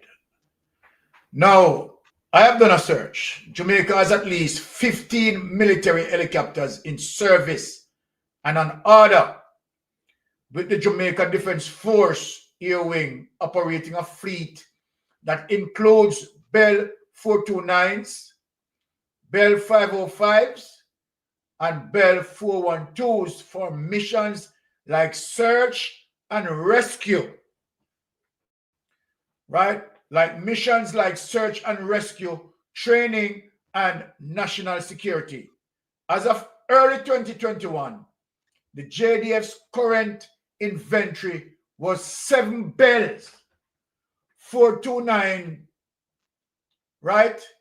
And 2 Bell 412s and 3 Bell 407, right? So 7 and 2, 9, right? And 3, 12, right? And 1 Bell 206, 13, and 6 Bell 505, 13 and 6, 19, right? The total fleet is set to grow to at least 10 with the new order. I don't understand this. Hold on a melting pot. We could check this over. Melting pot. I see the same variance, a discrepancy in it. Yeah, because them itemize the bell, them, you know. Yes. They count them. All right. Let me see. 1, 2, 3. Yeah. Yeah, bell 429. Bell 505, 2, and bell 412. That are 3. Yeah. And then the farm mission, like search and rescue, training and national security. As of early 2021, them have them there. The JDF current inventory was 7 Bells. 7 Bell. Yeah. Right, 7 Bell 429s. Yeah. And 2 Bell 412s, that's 9. And 3 Bell 407, that's 12. And 1 Bell 206, that's 13. And 6 Bell 505, that's 19. And 6 Bell 505 and others. So you have 13. Hold on, Byron. You know, so them are laid out in our rank farmers. You see, when them say the inventory was 7 Bell, them start itemize the bell. You have the 429 at 1, then you have 2 412 that are 3, Then you have 3 Bell 407 that are 6. Then you have the 1 Okay, Bell okay, 46 that makes 7. Yeah? okay. Yeah, me get it. Me see it. Me see it. Yeah. But is the way how they listed it. All them listed it. Cause remember, you know, them people are down a yard, you know. Remember them complicating, you know. Even So simple matters, them find. But then you see another 6. Then you see another 6 Bell 505 and other. So them 6 then would have come tie with the 7 make 13. Yes. So in service, look now, in service, 8 Bell 429 utility SAR helicopters, 6 Bell 505 training utility 14, 1 Bell 412 utility, right? That's 15. Other models like Bell 407 and Bell 206 are also in service. So hold on there. I want the pilot captain them have 8 and 6, 14, 15, and them say other in a service. So the fleet was about 1920. The fleet was about 1920 then, Byron.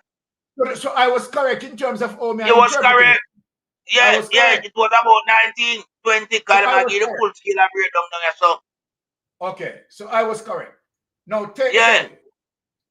All right. Let me just stop share this. Right?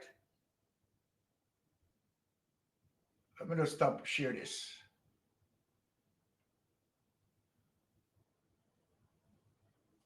Now look here now, melting pot.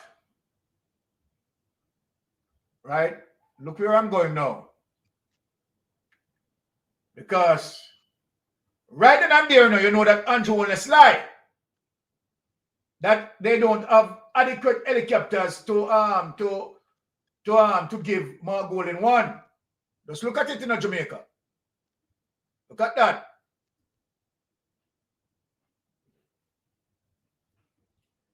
Now, let us share this document also. Jamaican Defense Force invests in 6 new helicopters.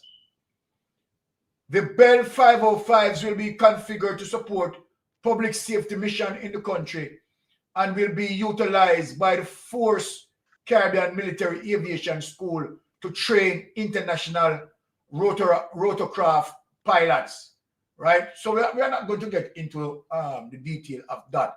But let us hear what the Prime Minister is saying now, right? Let us hear what the Prime Minister is saying. And I'm saying that, you know, for Jamaica, this now just look to me now that the Prime Minister is definitely suffering the Jamaican people. Because we also have 3 Chinook helicopters in them. Yeah. And these are helicopters that deal with search and rescue. You understand? Very much feasible for the situation at hand. Now, hear the Prime Minister now. Hear the Prime Minister. This is what the Prime Minister is saying.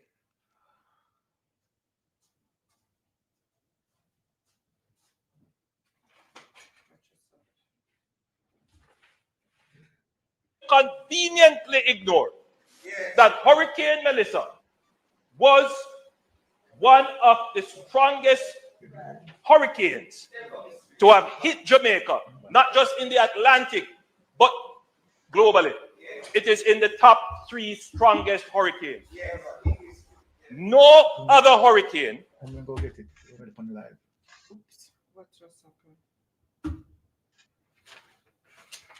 has done the level of damage to Jamaica in its recorded history than this one.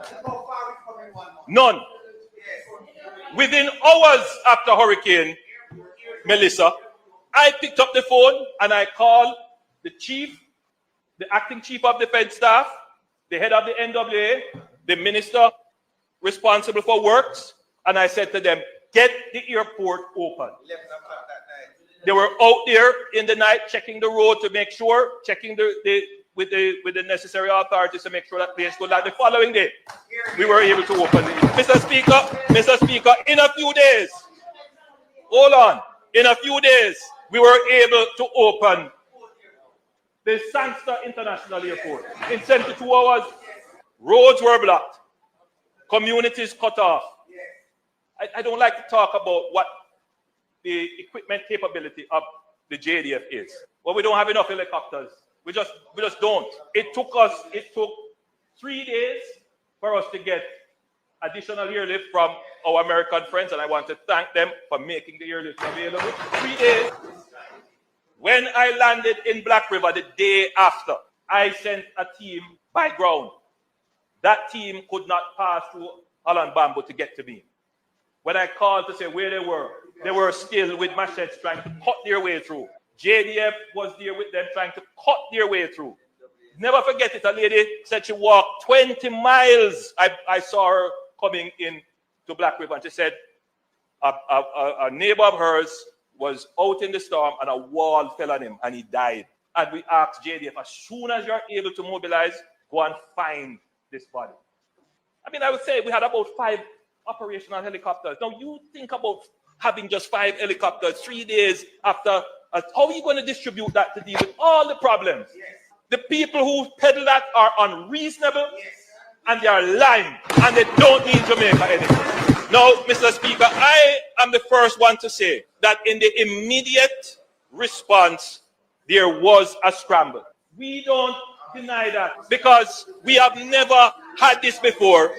Institutions, you know, funny enough, Mr. Speaker, the members from Westmoreland made a very strong case that the disaster response was slow and ineffective. And you know, I reflected on it. I did, because every criticism, I take it and I look at it, because if I am wrong, I'm the first to admit. In the same way that when I looked at the response, I said in the first 3 days, we were all just trying to run around and trying to get things done. And you know why, Mr. Speaker?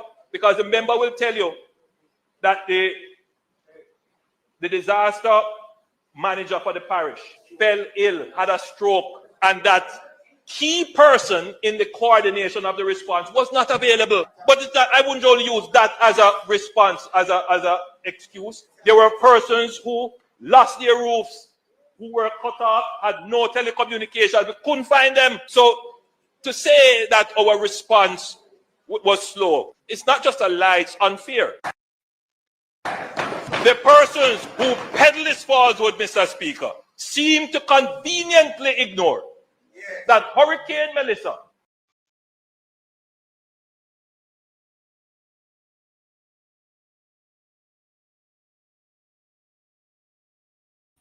Now, Melting Pot. Yes, my brother. Well, we have a problem here, sir. We have a big problem here, sir. Because I show you the JDF inventory system, and we are looking at about, said 15 to 16 helicopters.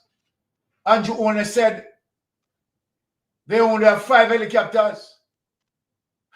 Yeah. Now that him say? Yeah, man. That him say on 5 and say people are tell lie.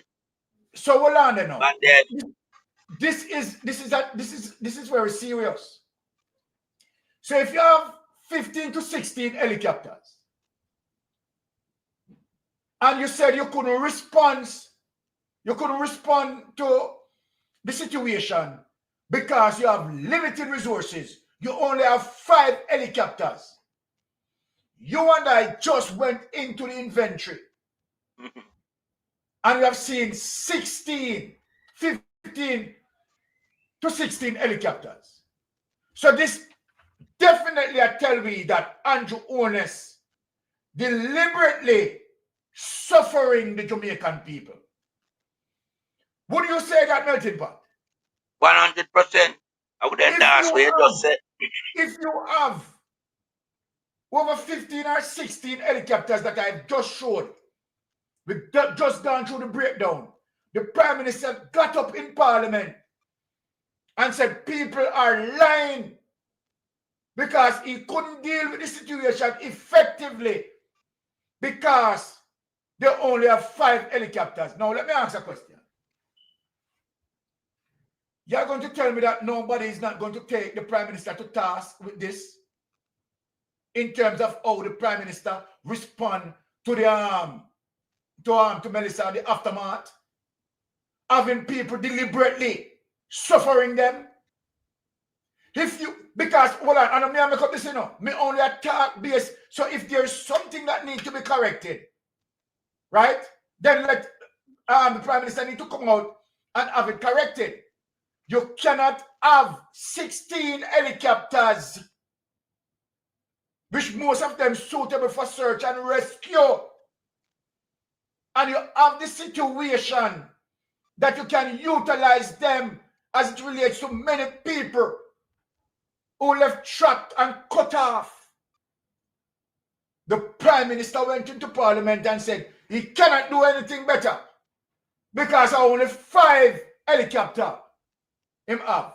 No, this is ultimate wickedness.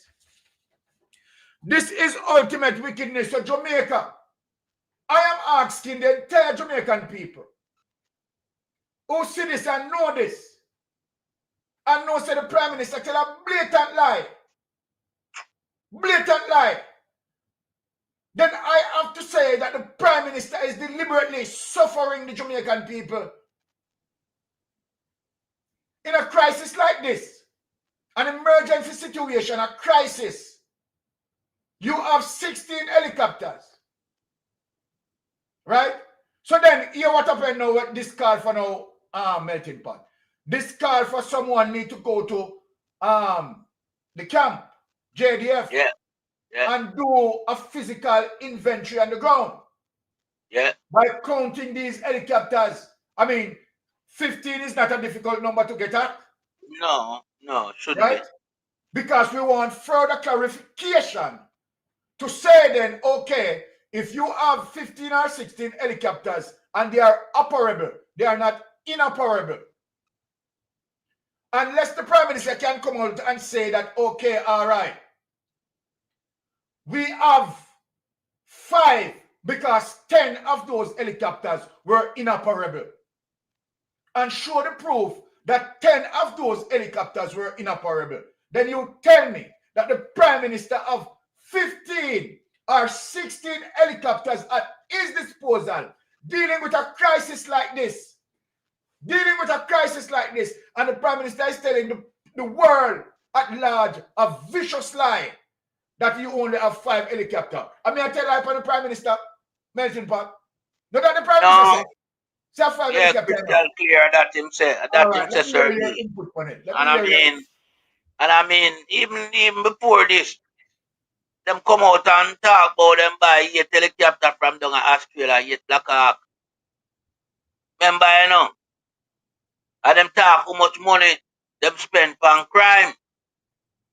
No other administration had spent the amount of money on crime like the Jamaica Labour Party. So, we know, say, from long time, we have a higher number than 5. Long time. So when I look here, the Prime Minister come and make this now speech and talk about 5 helicopter them have at them disposal.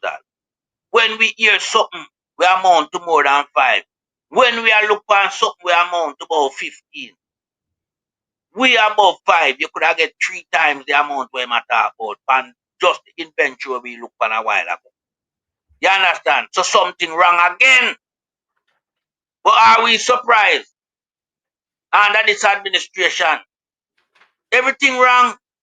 Because remember, them don't speak accurately when it comes to numbers, Remember, them people, there are people just like how you see fast, tell us, I'm bringing 110 new bus and you get 60 old bus. And the next 50 can come.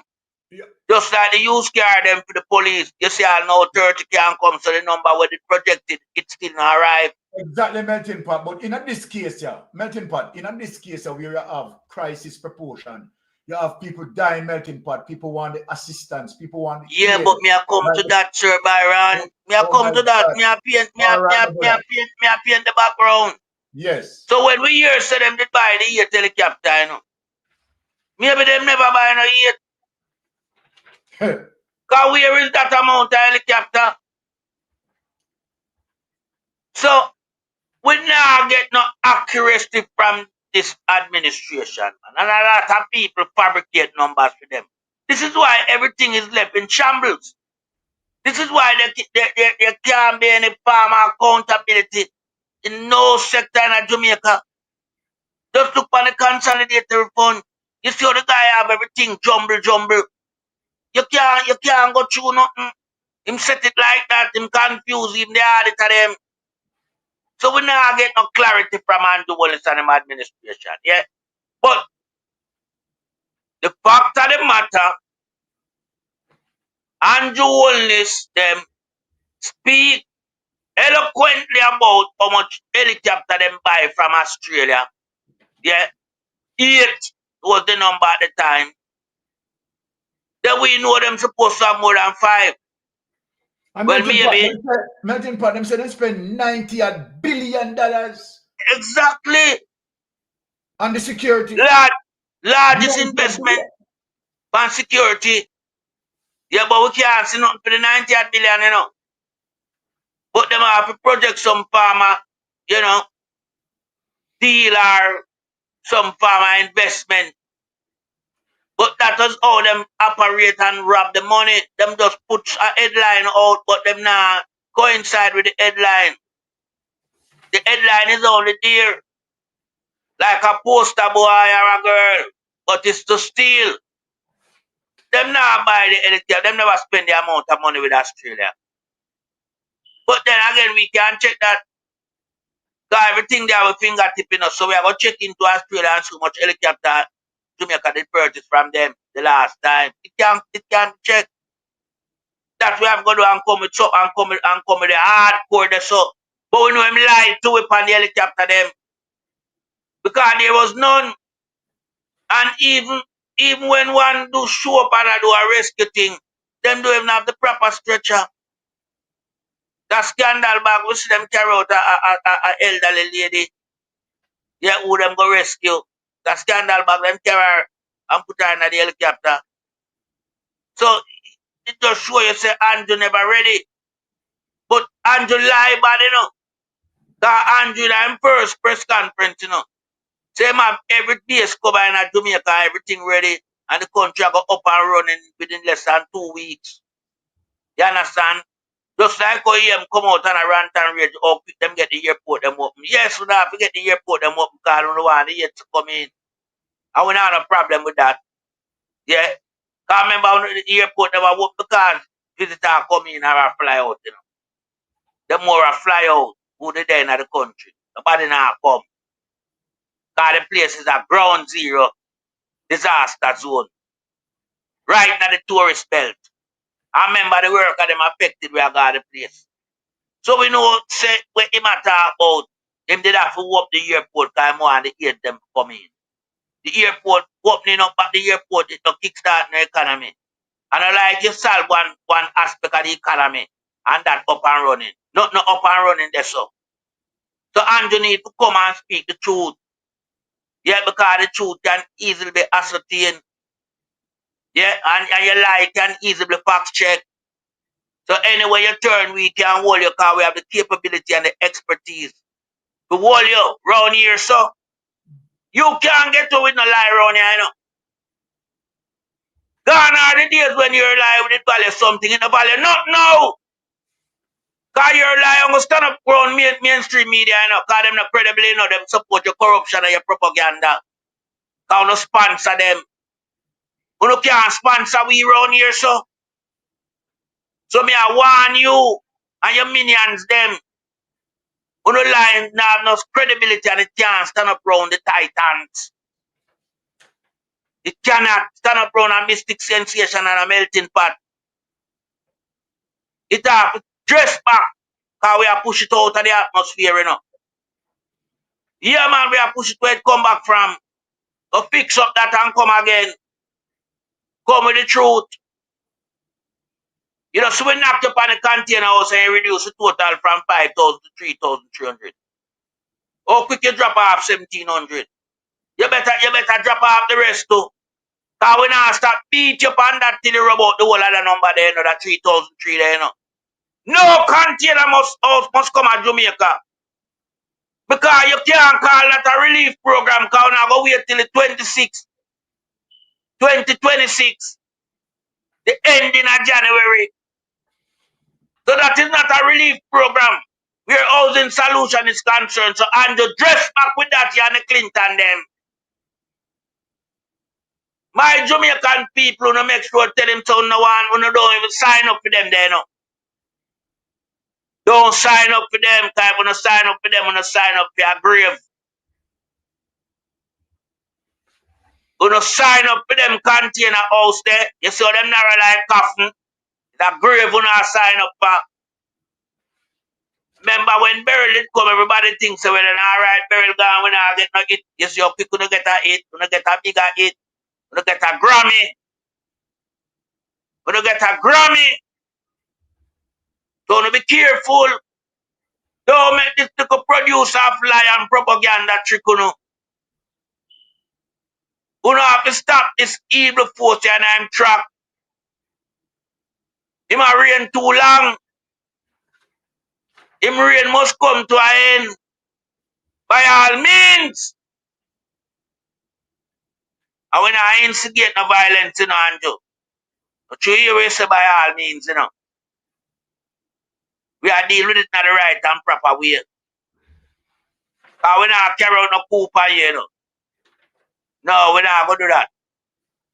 We are going to use two farmer mechanism. Either you get vote out in any farmer election, with a by-election or general election, or we get rid of you to a vote and no confidence.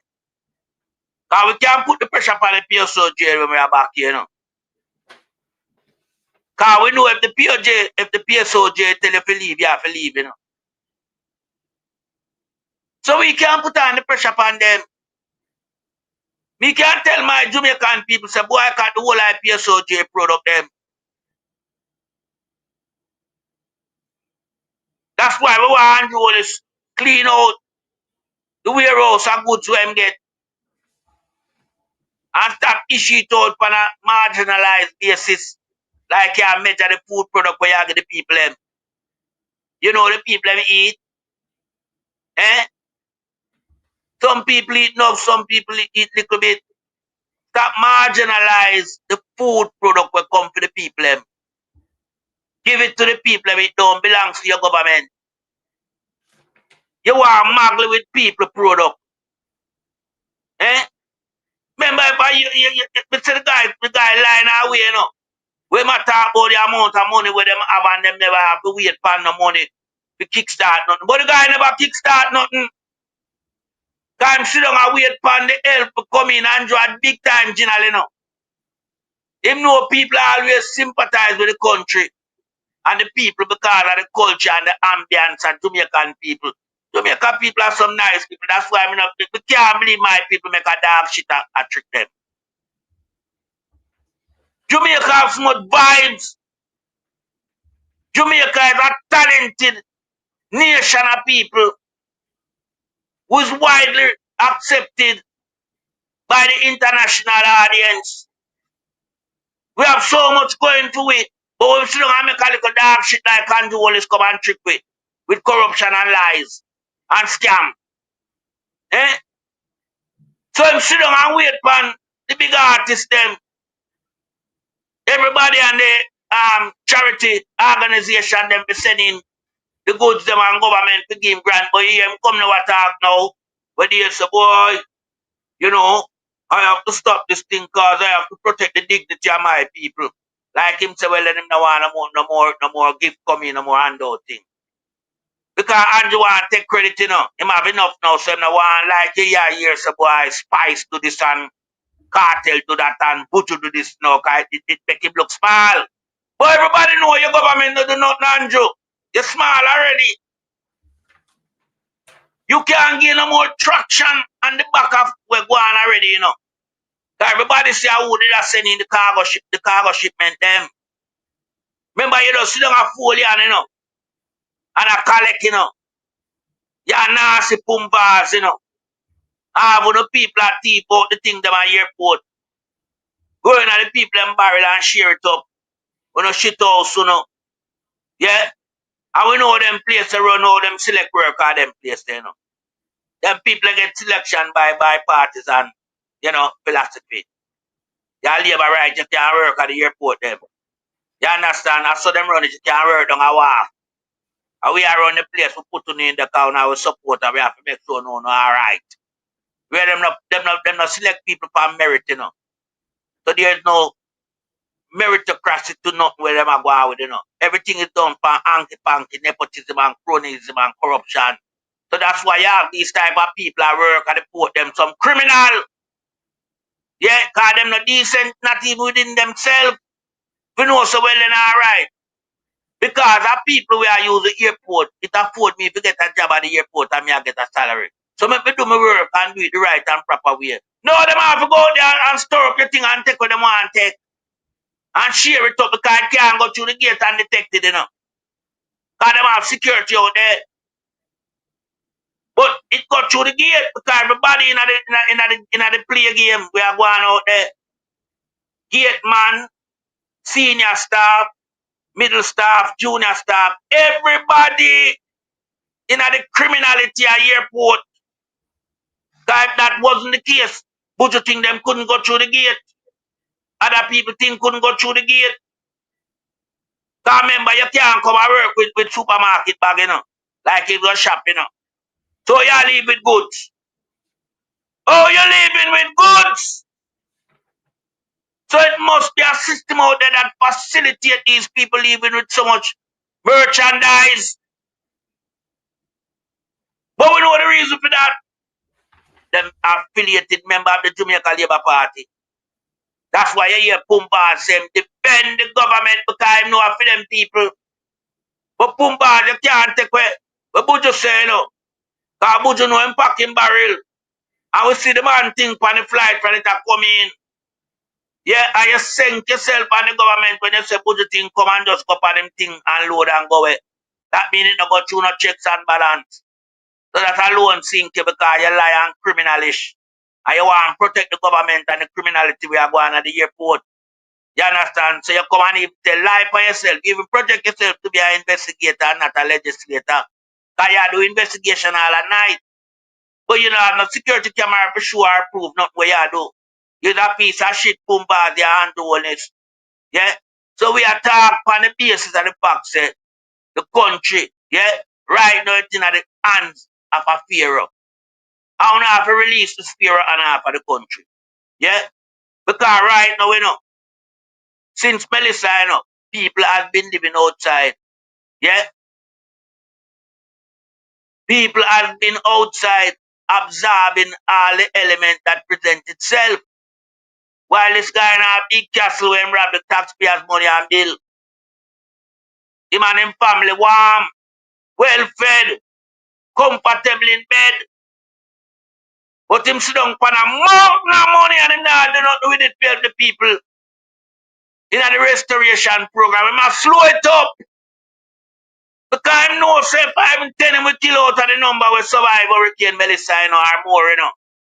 By suffering the people, having the people in the night cool and taking all the elements, him can get rid of a few more numbers. Him is an evil guy.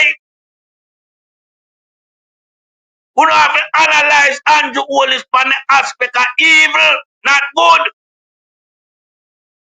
So when you see him move lethargic like him, lame up like him as some paraplegic individual, is a reason. Because the cry we are echoed through social media and the funding, goods and service and donation will be flooded in. So him just make the people go and cry and beg for him. The way you see him do, in our propaganda mission, fly out Ghana G20. Say I just say him go struck the deal. This piece of shit. Eh? Say I just say him go struck the deal. When me know him now no invite to G20. Because Melting him pot. country no rank in that category. All Yes, Byron. Melting pot, we have a call online, so let us let the caller All right. go ahead. Yeah, man. Yeah, I go will ahead. say, man. Bring me the call. You're on the line. Melting pot, my brother. Good evening. Also, you said Big up yourself. you touched a chord and you said something very profound and Yes. factual, my brother, about the Prime Minister and his uncaring self. Yes. Let me tell you something. Let me tell you something, and this is where we, I mean, we in the diaspora and social media and in the media see what's going on. And I am telling you this, that there's a profound disconnect from the reality of what's happening in Jamaica with a section of the Jamaican public itself. That's true. I mean, there's people in Jamaica today that I can tell you that are not aware of the severity of the damage that the storm did to Jamaica. There's people living in Jamaica who totally disconnect from it. And as a Jamaican, I find that hard to swallow. As a Jamaican, it shows that there is a moral, ethical disconnect with a sector of Jamaica from the reality of what's happening.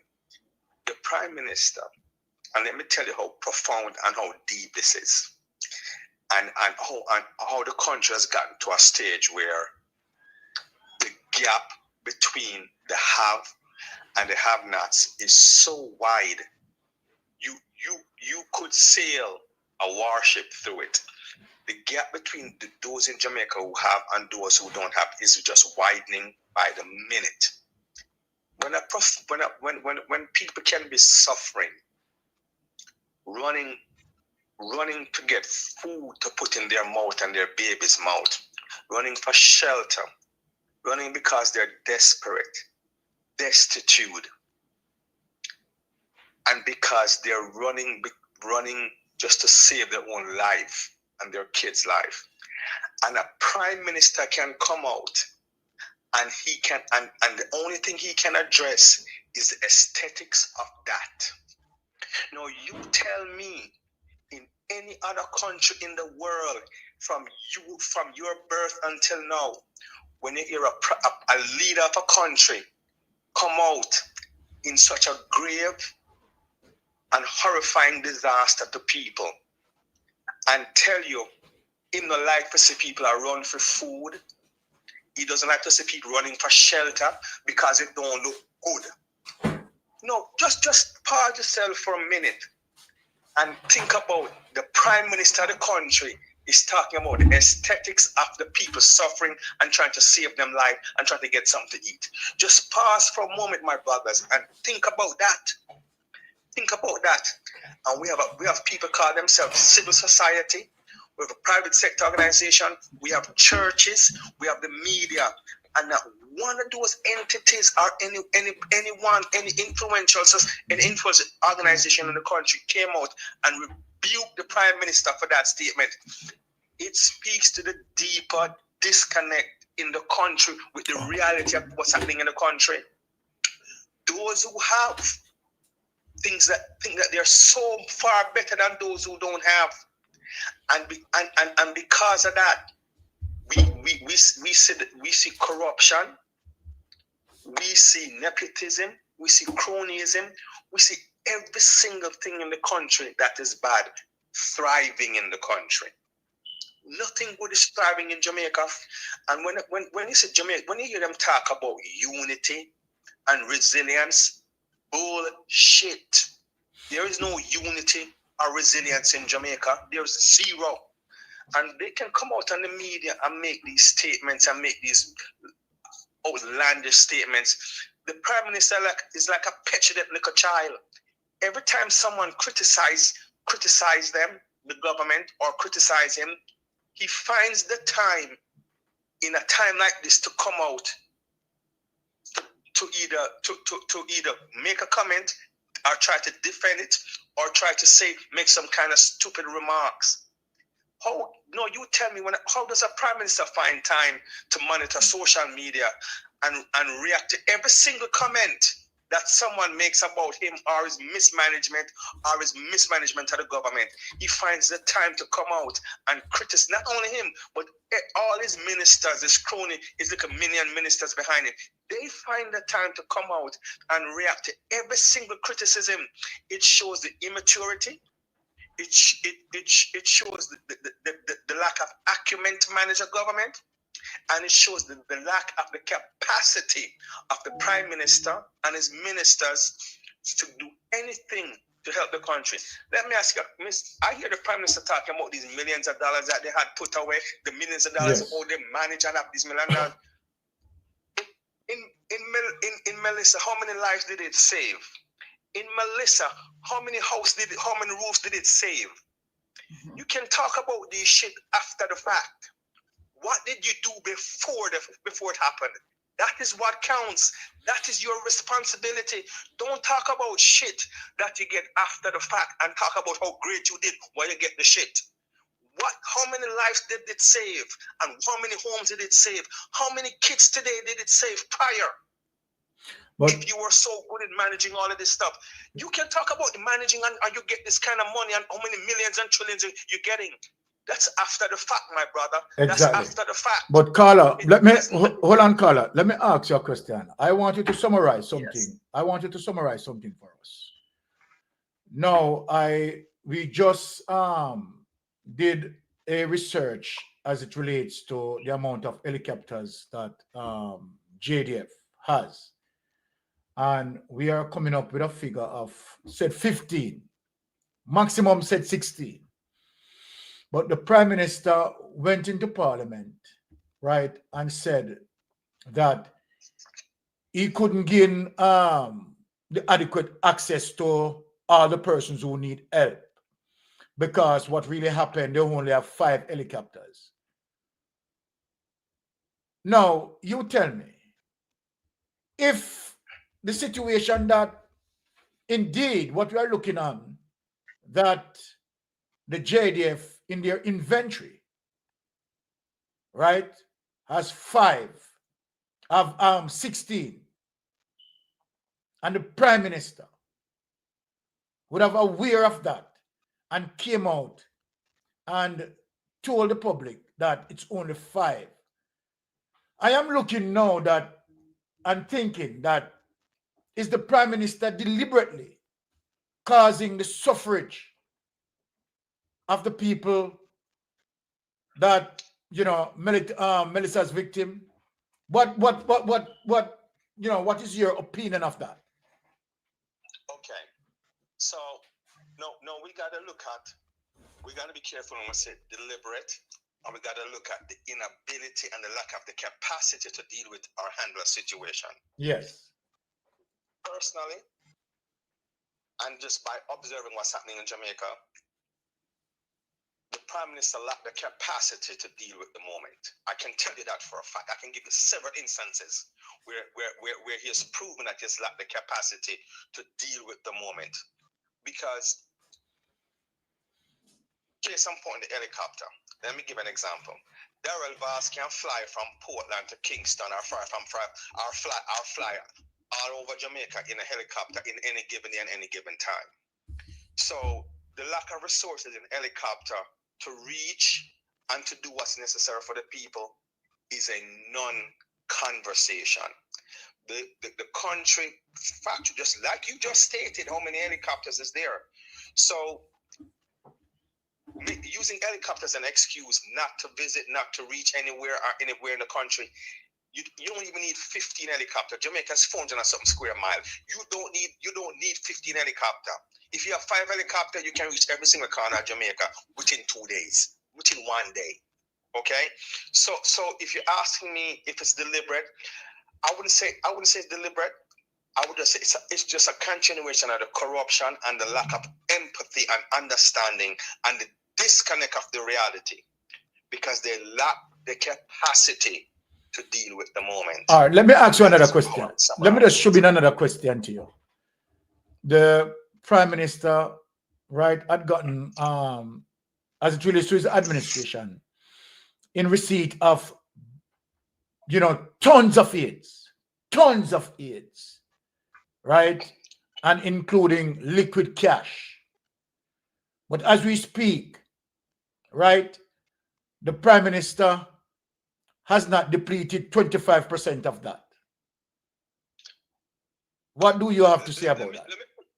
Let me put things into context. When the government get these money, it doesn't go to the Prime Minister. These money goes through a banking system. Whenever they get loans, international funding, it doesn't go to the prime minister, it goes through a banking system. Yes. Now where the mismanagement comes in and the corruption comes in is when the money is when the money is to be given to agencies and to be distributed for aid. That's where the corruption comes in and the lack of management and management of the resources come in. So we also need to be careful that we don't make it look like the prime minister himself get the money in his hand, because he does not get that money in his hand. That money goes to a banking system for accountability. The Jamaican government have a accounting system that holds the money and accounts for the money.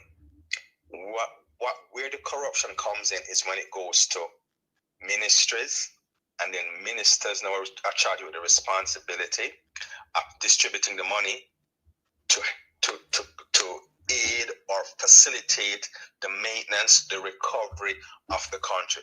Example, the Minister of Transportation. How much money does his ministry get to help with the recovery? The Minister of Roads and Public Utilities. How much money does his ministry get to do the road work and recover the road work? So, and now the corruption comes in now when it goes to the ministries allocated a certain set of money. Then that minister now, here's where cronyism and nepotism comes in, and where the corruption comes in. Instead of distributing the work freely across the country to everyone so that the work can be done properly, he gives his friend, and he facilitates himself, because he's got a mall truck, he's got a forklift, he's got this for himself, and his friends have these things. So the work is distributed between them and them friends at exorbitant cost, because if it costs $10 to clear the road there, them are going to bill it as $20 $40 instead of $10, and that's how corruption happens in Jamaica. If the $10 road is going to cost $40 to $50 because him friend and him I get the contract. The contracts are not being distributed fairly across the country, or the work to everyone to get a part and participate. That's where the corruption and the cronyism comes in, and the mismanagement, because that friend now gets so much work and so much money that him can't handle all of the work, but him no want you know as a minister give to nobody else. He might tell us, hold it. That's why the work never get done and never get done properly. And that's how the corruption comes in, and that's how them get rich. Yeah. That's how them get rich. So we have to, when we tell the people about corruption, sometimes we gotta break down to the people how the corruption take place and how the corruption disrupt their life. So because that crony who's a friend of the minister get all of the road work for himself, when him can't handle, him shortcut it and for go back to get more, So more shortcut the road there, him not go do it properly, while he might get 10 times what the job is valued. When we hear the government come out and tell you these billions and trillions of dollars to do a job, i.e. Cornwall Regional Hospital, the reason why the money and the prices for these work and all that, the money that the numbers that they're putting out is so high is because the work is going to their cronies. Let me tell you something, man. One thing this government is good with is giving you numbers. They've never given you specifics. They've never given. You tell me when you hear them give you specifics. This was allocated for this job. This is what that cost. They have never given the Jamaican people specifics on how the money is spent, but they're quick in calling out numbers and speaking in generality, but not specifics. Exactly. You got to study Andrew Holness, Yeah, man, we know him. Just like you played earlier when he was telling about all these millions and millions of dollars that they have, and this 150 million and these millions. Ask him to explain to the Jamaican people, which he should do, how it's being allocated. Yes. How the work for recovery is being given. What agencies are what are agencies receiving, and distributing to the work. How is the work of recovery being done, and who is getting the work, and how is it being given across the country? Who are the contractors? How are you as a contractor with a plow or a forklift or a tractor going to is getting a job? What agencies do you have to apply to get that job? How much is that work? How much money is it costing you? How much money are you making to do that job? Are they paying you exorbitant amount of money, or are they paying you what the job is worth? These are the things that we have to explain to the Jamaican public, because as we know, corruption is way down on the list for Jamaican. Why? Several reasons why. Because exactly what I'm telling you, the trickle-down effect. Corruption have a trickle-down effect. It doesn't benefit the country or anyone enough. It benefits individuals. Then people get crumbs off of the table that they would not normally get. The Jamaican society is predicated on corruption as we speak today. It was not normally like this. But this Andrew Holness government in the past 10, 11 years have made corruption a staple plan in their governance of the country. Wow. Corruption, in order for it to be corrupt, you have to keep people in poverty, keep them destitute, keep them uneducated, and keep them ignorant in order for you to excel in corruption. Tell me which one of those things is not happening in Jamaica. Exactly. Ask yourself which one is not happening in Jamaica. Jamaica is one of the least educated countries in the Caribbean today, when we were the most educated country in the Caribbean at one time. Remember that? Was it too long ago that you can remember that we were the most educated country in the Caribbean? Oh, yes. Probably second behind Cuba. No, Barbados is the most educated country in the region. Barbados is a smaller country. Barbados don't have as much people as Black River. But Barbados can run to our aid and give us generators, medical aid, and medical equipment, while we, 10 times the size, 10 times the population, could never respond to Barbados in that way. So when you hear the Prime Minister talk about millions and trillions of dollars, ask him how is that money being distributed for the recovery. Ask them what agencies. Why don't the Prime Minister come out and tell the people what agencies, what ministries, and what is being given to each of them for the recovery? What is the plan? What is the plan? I can sit here and tell you, I get $1 million, I get $10 million. But what is my plan to use that money to help my people? What is my plan? I hear we talk about all of this money, but he never tell you in specifics what is the plan for distribution, what is the plan to help, what is being distributed to the ministries to help each people, to help the people that is suffering. But I can guarantee you this though. You're going to see more expensive cars in Jamaica. You're going to see more mansions being built. You're going to see people uptown living lavish lives. I can guarantee you that. And you can see those in Jamaica who live in their cocoon, who don't know what's happening in Western Jamaica, having a flourished life. That is Jamaica today. That is the reality. You see, while we here outside look, we can see what's going on. A lot of Jamaicans in Jamaica can't see what's happening underneath their feet. That's a fact. And it's sad. It's a sad state for a country to not realize where it's at. And I can tell you this. All this money that they're getting, with each passing day, suffering get worse and the country get worse. You have not heard the Prime Minister call for housing, call for proper housing for the people. The most disingenuous statement I've heard from the Prime Minister, and the most disingenuous offer I've ever heard from any government minister, any leader of any country, is container homes. Now, you tell me, I live in my home in Black River, I live in my home in Westmoreland, that I have my piece of land, and I built my home with blocks and steel and everything. I've lost my home, and you're going to tell me, who a proud Jamaican, who build my home, have my nice house with my wife and my 3 people, them, you put me in a container home? Crazy. Brother, listen, man, listen. Just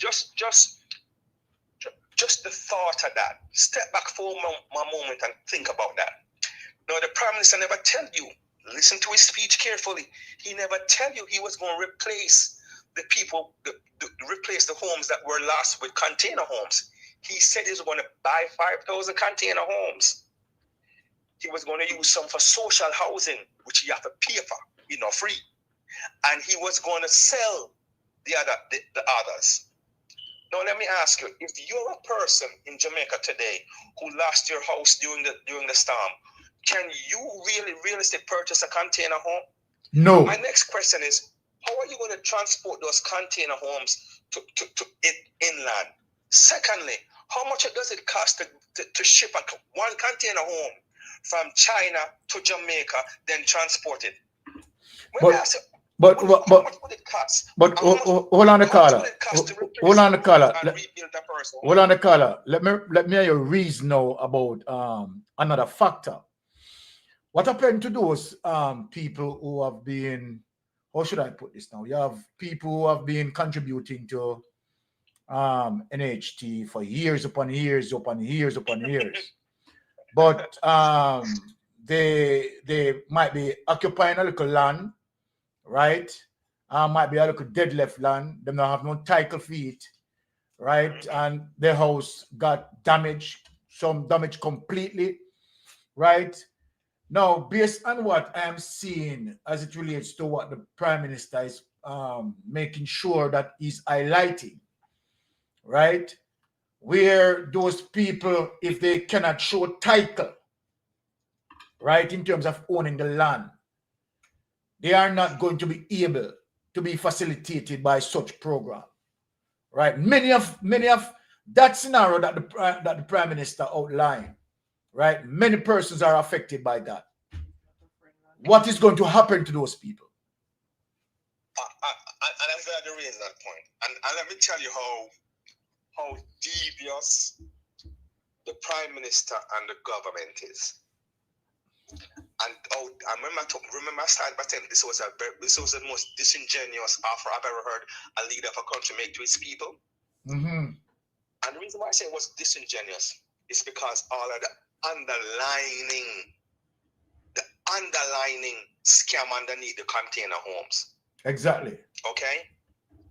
The container.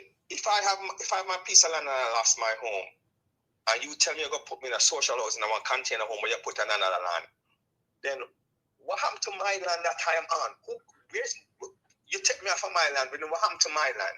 When you move me off of my land and put me in a container home because it can't reach up to my house then, what happened to my land? Gone. And let me tell you something. You see, Jamaica people, and I'm going to say this it's hard for me to say, but I'm going to say it. They're deserving of what's happening. Why? When you sell your vote, you sell yourself. So when you sell your and this was said earlier on your show. When you sell your vote, you've sold yourself. Mm-hmm. Melting Pot said it earlier today about when people sell them vote. When you sell your vote to me, you don't have no control again over decision that I make or whatever I do. You don't have a talk. You don't have a say. You have sold your vote. You have sold your soul. So they suffer the consequences for that. These people that are being displaced, I would like to know how many of them sell them vote to Andrew Holness and the Jamaica Labour Party. How many of them sell out themselves to this government, my brother? How many of them take money and stay home and not vote? How many people did not take to the streets and protest when Andrew Holness lost his seat and still come back and win a seat? How many people did not protest for the injustice in the September 3rd election? People just let it slide. You see, and you see, there's consequences when you don't vote. There's consequences when you make someone steal an election. These are consequences. What's happening in Jamaica are consequences of the choices of the people of Jamaica. These are consequences, and the Jamaica people will have to suffer through these consequences, and eventually and hopefully they'll wake up and realize that the leadership of the country have no clue of governance. They have no clue of how to how to make life better for the Jamaican people. In 11 years, in 11 years of governance, brother, can you name me one piece of legislation that Andrew Holness and his government and his people that surround him now have passed to better the lives of Jamaica? Well, give me one piece of legislation that you said that is historic. Well, I always thought that, you know. I dare any Jamaican to name me one exactly that benefits the population of Jamaica. Not one. As the prime minister and his government in 11 years have ever outlined a plan for the future of Jamaica. How they're going to make education better, how they're going to deal with the cost of living, how they're going to increase production in any area of Jamaica, whether it be agriculture, tourism, manufacture. Name me one plan or one vision that Andrew Holness or his government have ever laid out to the country. They can give you numbers and numbers and numbers. There is microeconomics and there's macroeconomics. Microeconomics only benefit PSOJ. Macro. Wealthy. It's a result of the wealthy getting richer. Microeconomics is the average man who goes to do the 9-to-5 work in the hotel, work in the gas station, how that translates to his life. Exactly. How does it translate to his life? What's the cost of living? Let me tell you, and we have those people that live in their cocoon in Jamaica because them can jump on a plane and come a foreign, and them can afford private health care, and them living at some dead left land where them great grandpapa the back in the days get for free, and dead left give them, and all of them things. And Michael Manley made it possible for them to be in that land and that house on the hill. Okay, he made it possible for them to live that way. And so they've cocooned themselves away from the reality in Jamaica. But I can tell them that come next year, the first quarter and the second quarter next year, when you go to the supermarket, I will see the gnashing of teeth, the beeping and the wailing. Come the first quarter of 2026, let me see what they're going to say. Because let me tell you something. The dollar will be over 200 to 1. That's definitely correct. Because they can't continue. It's unsustainable to keep buying, to keep taking US dollars from the reserve, from BO Bank of Jamaica, to keep propping up the Jamaican dollar. It's not sustainable. So I'm telling you that come the first quarter 2026, let's see what cost of living and poverty is going to be in Jamaica. Okay, when you go to the supermarket, because I can tell them that 90% of the food that they'll be getting will be imported because Jamaica not enough food. Not enough food. There's no yam, no banana, none of that is there because the bread basket is washed away. Okay, and I can tell them this: tourism is going to take a while to be built back. Though there's sympathy for the people of Jamaica from the international community, the news and the reality of what's happening in Jamaica is reaching out overseas now because of the social media. People like yourself and other people who love the country are expressing and speaking about the atrocities, the mismanagement of the government, the corruption, and all the things that plague Jamaica, and it's turning a lot of people off. I live in the States here. I'm a businessman. I am very involved in the business community. I'm also involved in politics. I was a commissioner for my community, and so I am around, and I know and I hear people who are not Jamaicans who would normally travel. Well, not Jamaicans, but Libya that would normally travel to Jamaica.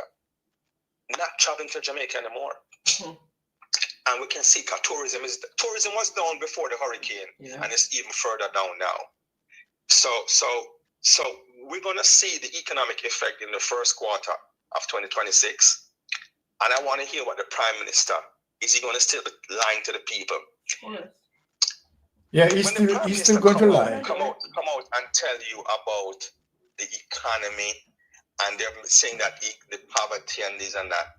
I mean, Jamaica people, well-thinking Jamaican people, I can guarantee you know that it's a lie. The people in Jamaica who blow the Prime Minister on, like the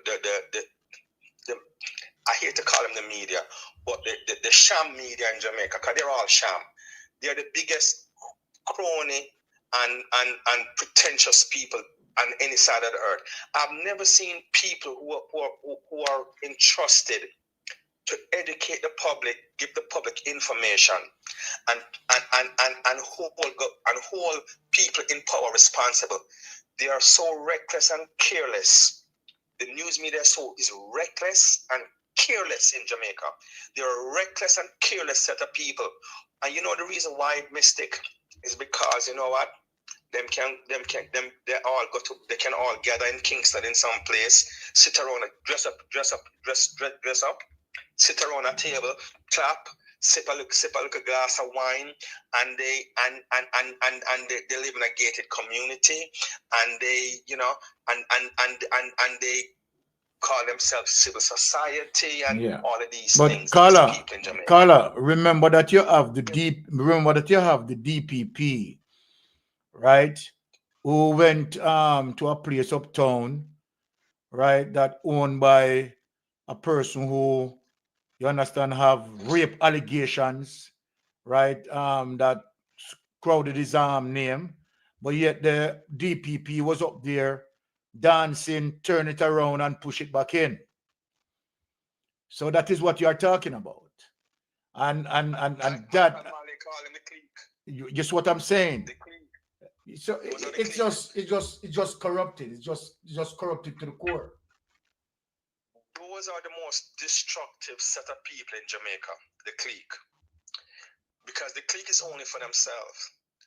Jamaica is a country where barely 5% of the population can afford to live, and the other 95% is struggling, and 75% can barely survive, eat three square meals a day. Those are facts. Those are not my words. Those are from international organization. So when these people, I'm gonna give a case in point, Mystic. Haiti. If you see where Haiti is today, and look at how Haiti got to where it was today, it's not only because of the French. It's not only what the French did to Haiti, but also what Asians did to themselves by electing and selecting corrupt leadership. And a disaster hit one side of the country, and the country has never recovered since. And let me tell you, despite the fact that the Prime Minister can speak about millions and trillions of dollars, the next hurricane season is around the corner. Let's see what happens. Let's see what happens. All right, right now as we speak, is the Prime Minister administration being proactive right now as it relates to the cleaning of drains and, you know, doing all of that and making sure that they are putting a program, you understand, that live the standard of so-called shelters, and making sure that shelters being, you understand, being utilized as it relates to having, right, that sort of continuous program, knowing to the fact that we are into a hurricane belt? Do you see there's no consistency in terms of any program? Let me tell you something. I think we're setting the bar too high for a dunce government. and I think our expectation sometimes is too high for the government of Jamaica. The reality is, you listen to these guys speak on their speeches. You listen to Darrell Bars, my brother. All the time. My 12-year-old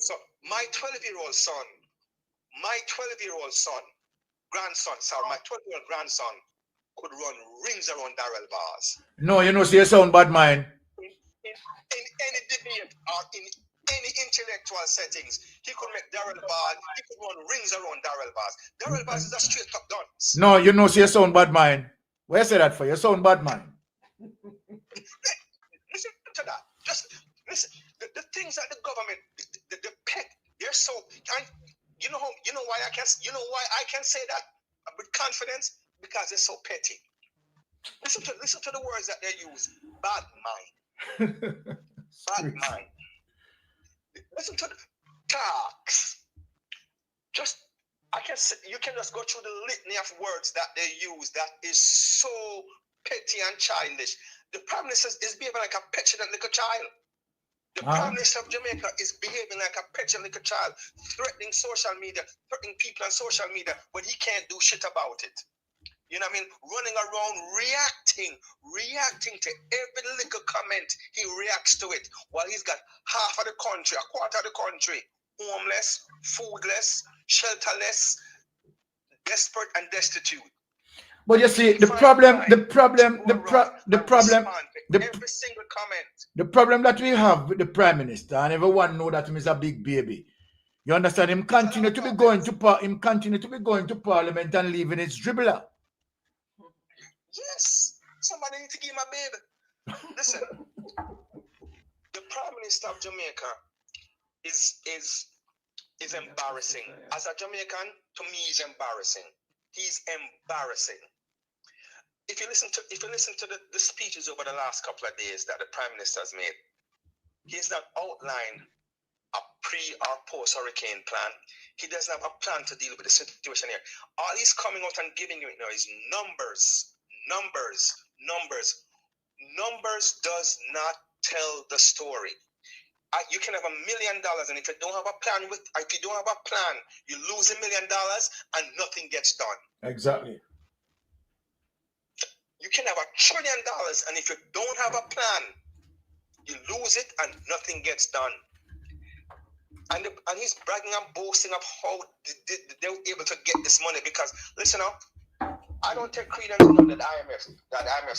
Number one, Mystic, you know this. The IMF was never designed to make any poor country prosperous. The IMF was designed to keep poor countries in poverty. Exactly. I want you to hold on there. I want you to repeat that. It was designed to keep every poor country in poverty. Exactly. That's why they levy austerity measures on every poor country that borrow money from them. Because the IMF established after World War II, right? That is when the IMF established it. It was an organization created by the United States to keep countries in poverty.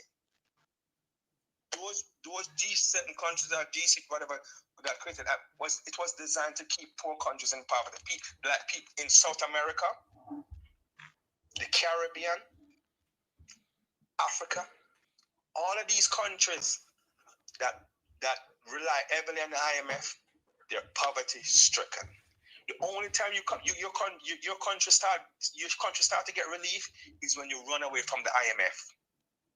The only time life for your people in your country gets better is when you run away from the IMF. And that's true. Once you lock in with IMF, your country, your people stays in poverty. Because it doesn't matter how much money the Prime Minister get. You know who won't pay it back? Not him. Not the private sector.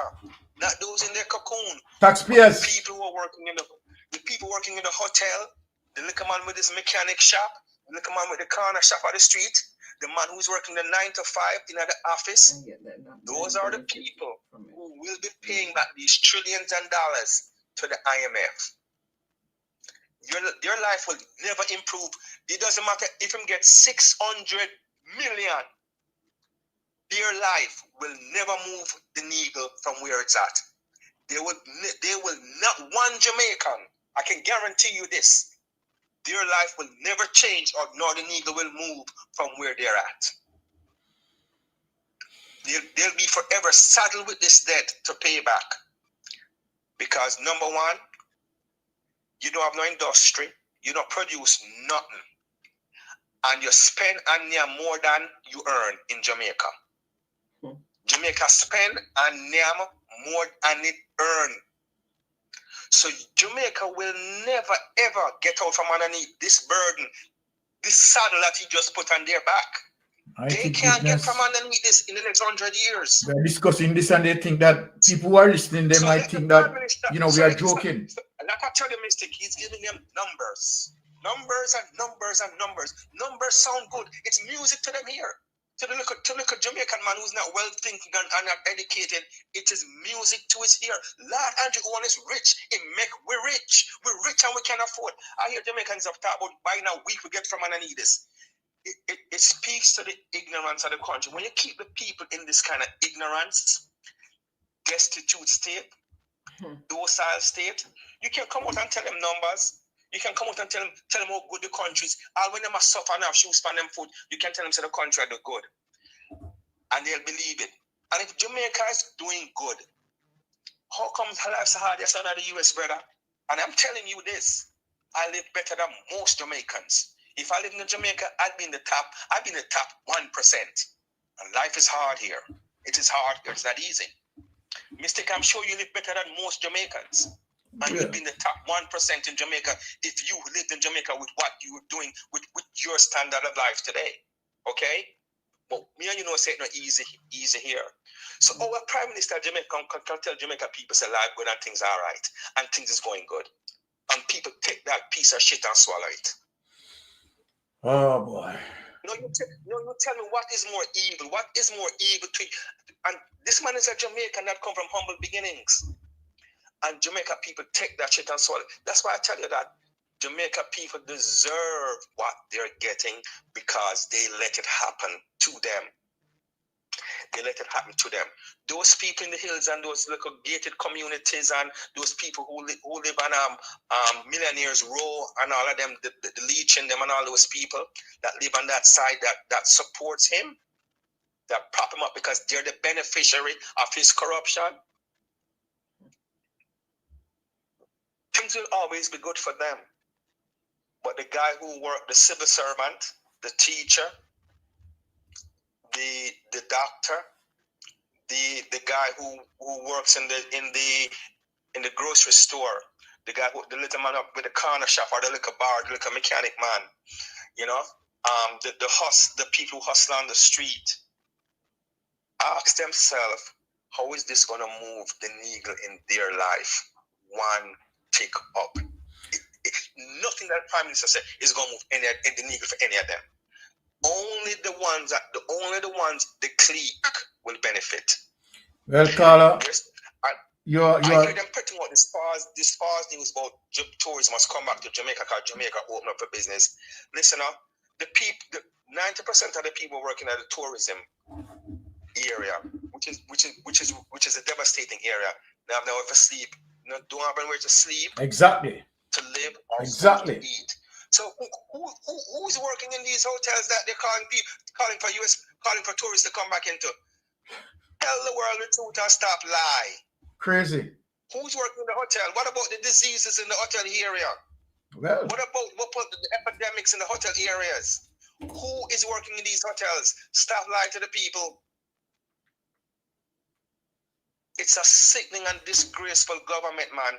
And Jamaica people deserve Andrew Holness at this point in time, Yeah, because they need to wake up. The people who vote at this point in time. Yeah, the people who vote for Andrew Holness, they lie to themselves because they know that he's corrupted, right? And they still voted for him. So I mean, for those who voted for him, deserve him. I don't care how much money them get. The west coast of Jamaica ain't coming back no time soon. The people up there who have been displaced from their homes, who have lost their homes and can't rebuild, will never rebuild. Not only will they never rebuild, but I'm guarantee you, look how many people are going to lose their land. But hold on, Carla. Hold on, While you are discussing this, right? Adding the psychological factor into that, because you are going to have a lot of people, you understand, mental depression and all sort of that. Them can't contain it as it relates to what they are witnessing, moving from, partially a middle class to beyond poverty. Can't come back. That sort of psychological trauma. You're going to have a lot of mental cases. Listen, you realize that most of those people who have lost their homes in Western Jamaica, people our age and older, without the means to rebuild, because they were struggling from day one. And when we hear dumb Vaz, I mean, this has got to be the dumbest man on the face of the earth. Vaz, if he's not the dumbest man on the earth, you show me somebody dumber than him. Come out last week and say electricity is the most important thing. Well, my face say a bad man, I can't say it, you know. We are still a bad man enough, but we know which planet of the earth him come from, you know, with them kind of statement there. And the fools who run behind him, and with the other black of bullshit. And I need to address one more thing. Yes. Dean Jackson Miller. She talked through both sides of her mouth and her ass at the same time. And she made a statement the other day, and I see her trying to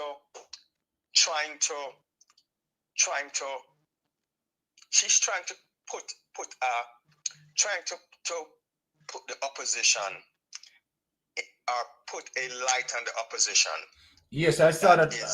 I saw that. That is disingenuous. Yeah. Because when the opposition came out, when the prime minister offered this parliamentary body to do whatever they want to do and invite the opposition to be a part of it, that was disingenuous. Yes. And it was a waste of time and effort, because you know why?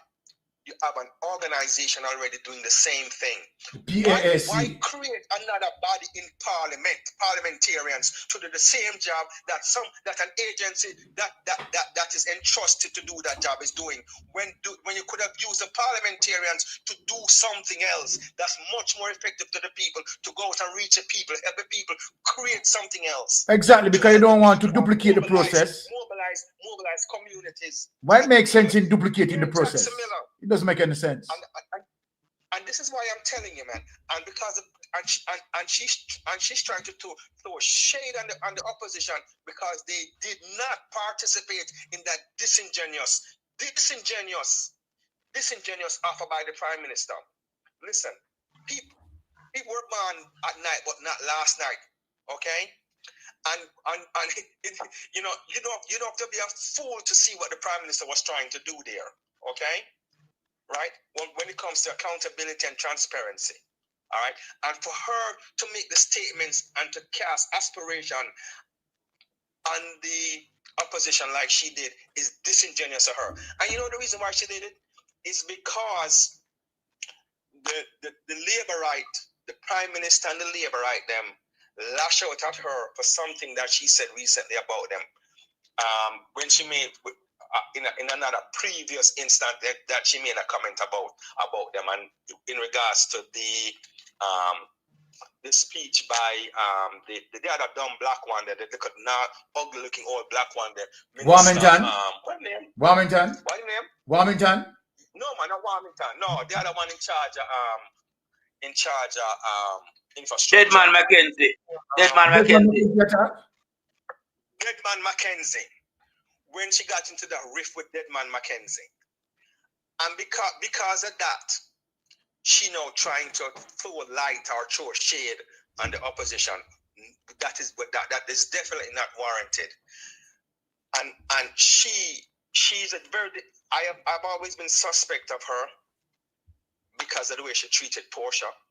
She's the one who made a big stink about Portia when Portia was to make an overseas visit and had to do some wardrobe stuff. And she made a big stink about Portia. She's always had a dislike for the PNP and Portia. And she needs to really use her microphone more effectively and with more facts and be more transparent and truthful. She's very disingenuous in her commentary, and she's very disingenuous in how she cover politics in Jamaica. I've been listening to her for a while, and I've been watching her for a while. She's a very disingenuous person when it comes to reporting on what the People's National Party is doing and saying. And I just want to put that out there to you. Listen to her, look at what she's saying, and look at the facts. You know, and because she has a microphone and she's using it to misguide the Jamaican people, just like all the other media houses of Jamaica. You know, they're the most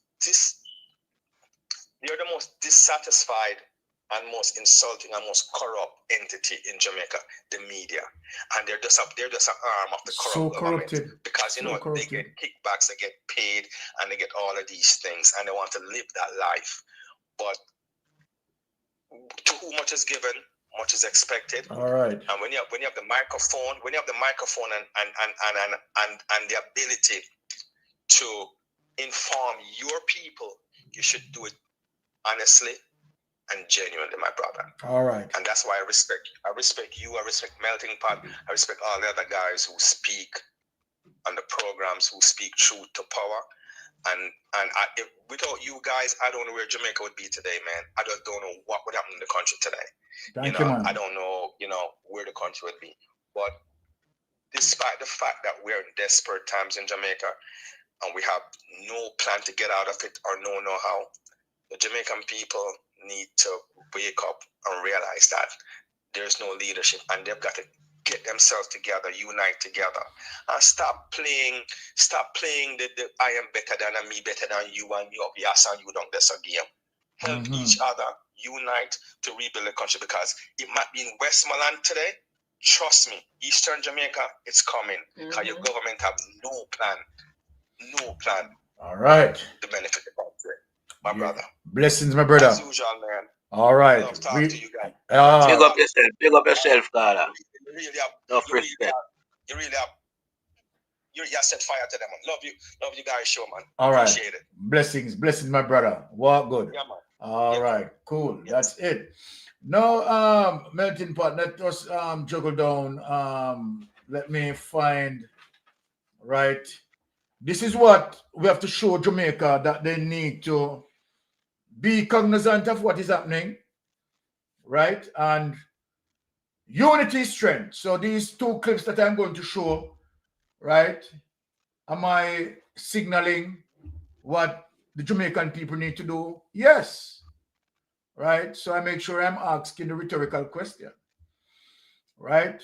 Yes, I am signaling, right, what needs to be done. So let me just present these two clips here, right, in terms of what needs to be done at this point in time, and where, Jamaican people need to build that awareness. All right. Now let us share these two documents for people to understand what needs to be done, right, urgently, to bring back Jamaica, to save Jamaica. Jamaica is going into an abyss as it relates to the leadership. Now, let me share what needs to be done. Protests that started in Kenya's capital, Nairobi, last week escalated to other parts of the country on Tuesday as people demonstrated against the state's plan to introduce higher taxes on things like digital services and mobile phones. Gen Z Kenyans led the demonstrations on social media and on the streets.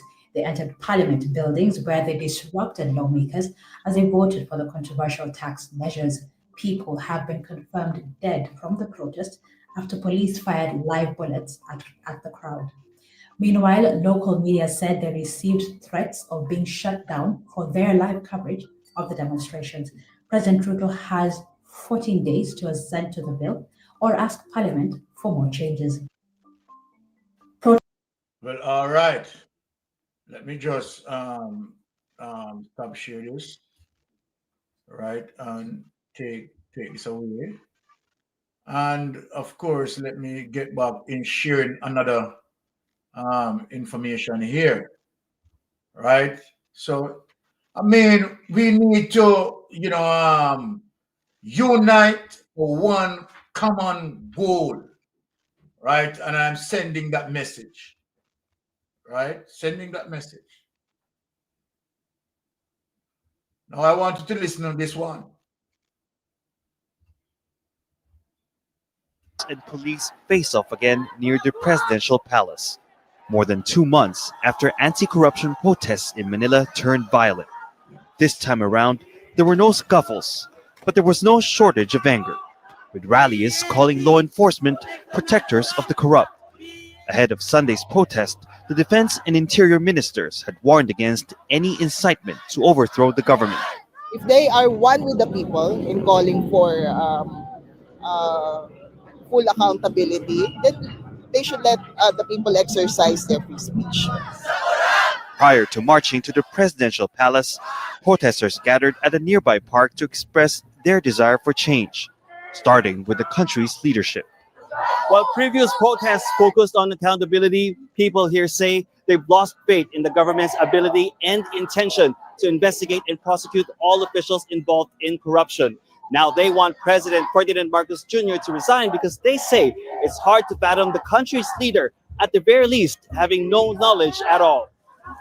On how billions of dollars meant for flood mitigation projects reportedly went to politicians instead, that is, corruption that people now blame for recent floods that killed hundreds. Who have been arrested? These are the fixers. These are the small-time employees who get ordered by those on top to do the wrong things. Among those on top, protesters here say is the president. In a series of clips released on social media, his once ally in Congress, Zaldico, accused Marcos of demanding around $35 million in kickbacks every month. Cabinet officials quit after the allegation, but Marcos denies any wrongdoing. Zaldico's lawyer attempted to blackmail the government. He told us that if we don't go through with the cancellation of his client's passport, there won't be any more videos. I do not negotiate with criminals. Yet at another mass protest on the other side of the Philippine capital, people refrained from calling for Marcos to step down. They say the constitutional successor, Vice President Sara Duterte, is just as corrupt, having been impeached on accusations of misusing intelligence funds. But those calling for Marcos's resignation say they also want Duterte out. Both camps united only in advocating against political dynasties, but otherwise unclear if and when their goals will meet. Barney Below, Al Jazeera, Manila. Don't miss out. Get the full picture. Subscribe to Al Jazeera for reliable news, expert speak, right, in clear terms so we all understand. Let me say this categorically clear, that we are in a juncture that leadership is stifling.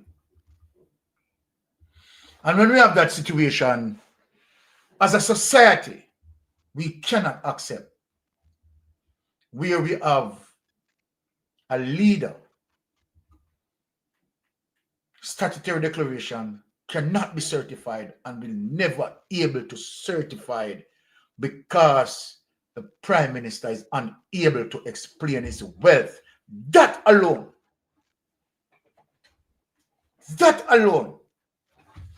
Let me say something to all Jamaicans. You think that could take place in the United States? Think of what I'm saying to you. Think of what I am saying to you. But as it relates to the current government of the United States, of course, they don't mind it. Because this corruption strengthens crony capitalism. And of course, the people need to be squeezed and crushed to support crony capitalism.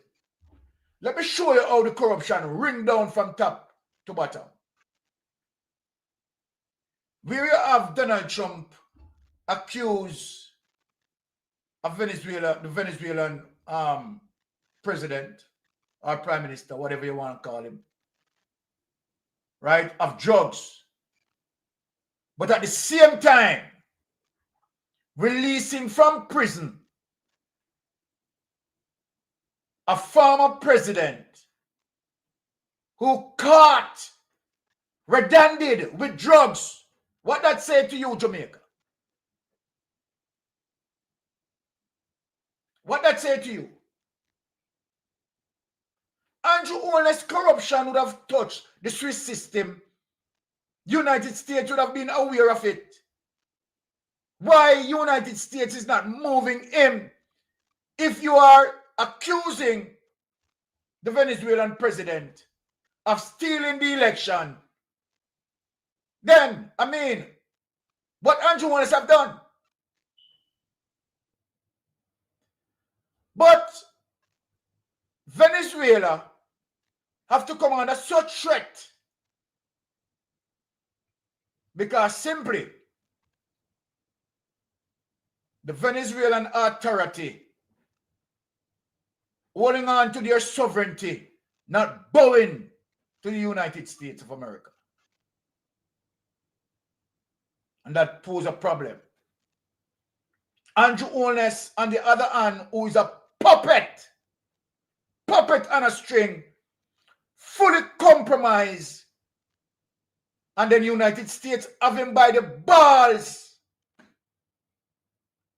He has to support Donald Trump in everything. Now we did have our healthcare, our health system going on until Marco Rubio came and said, let the Cuban doctors go. And we have the administration come out and pretty it up and take time open the back door for the Cubans to go quietly. And we sit in Jamaica and we accept that. We accept that.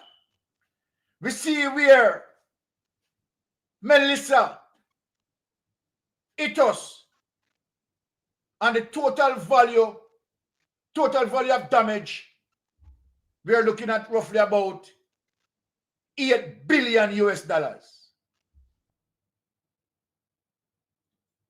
Right? That would equate to roughly about $2.8 trillion. We have to deal with that. But when we look at corruption, corruption impacted us, hitting us more than $8 billion US, and we sit and we hug up that. Then Jamaica, come on. Come on, Jamaica. Come on. Now let me tell you something. The caller who we just spoke with, speaking about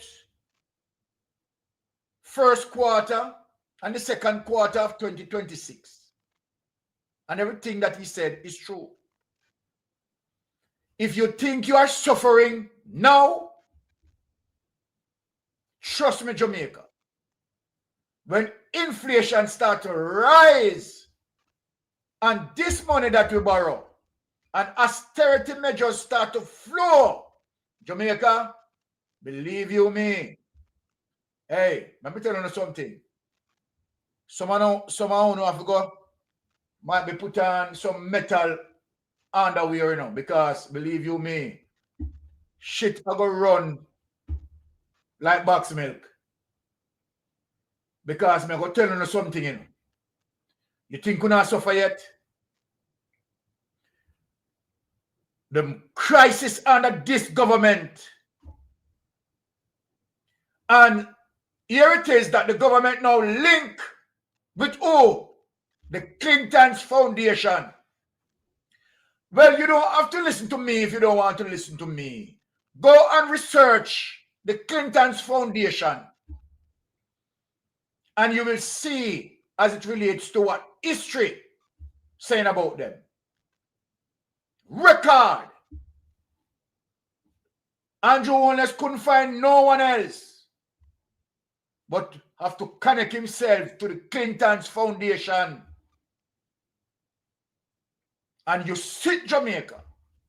You sit and you observe all of that. Well, it is what it is. That's all I'm saying. It is what it is.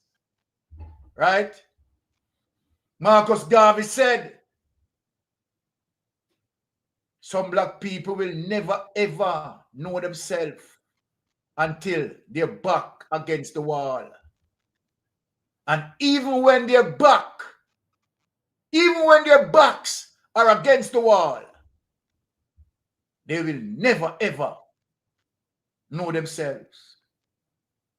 We see likes like a Vegas, likes like a Chin, likes like a Big Mama, likes like a Josh Davis, eating out of the trough.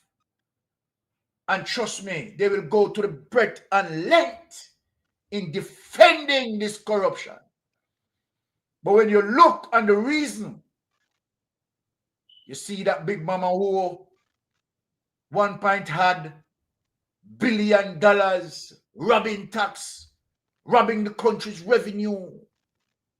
And of course, yes, he's defending his food.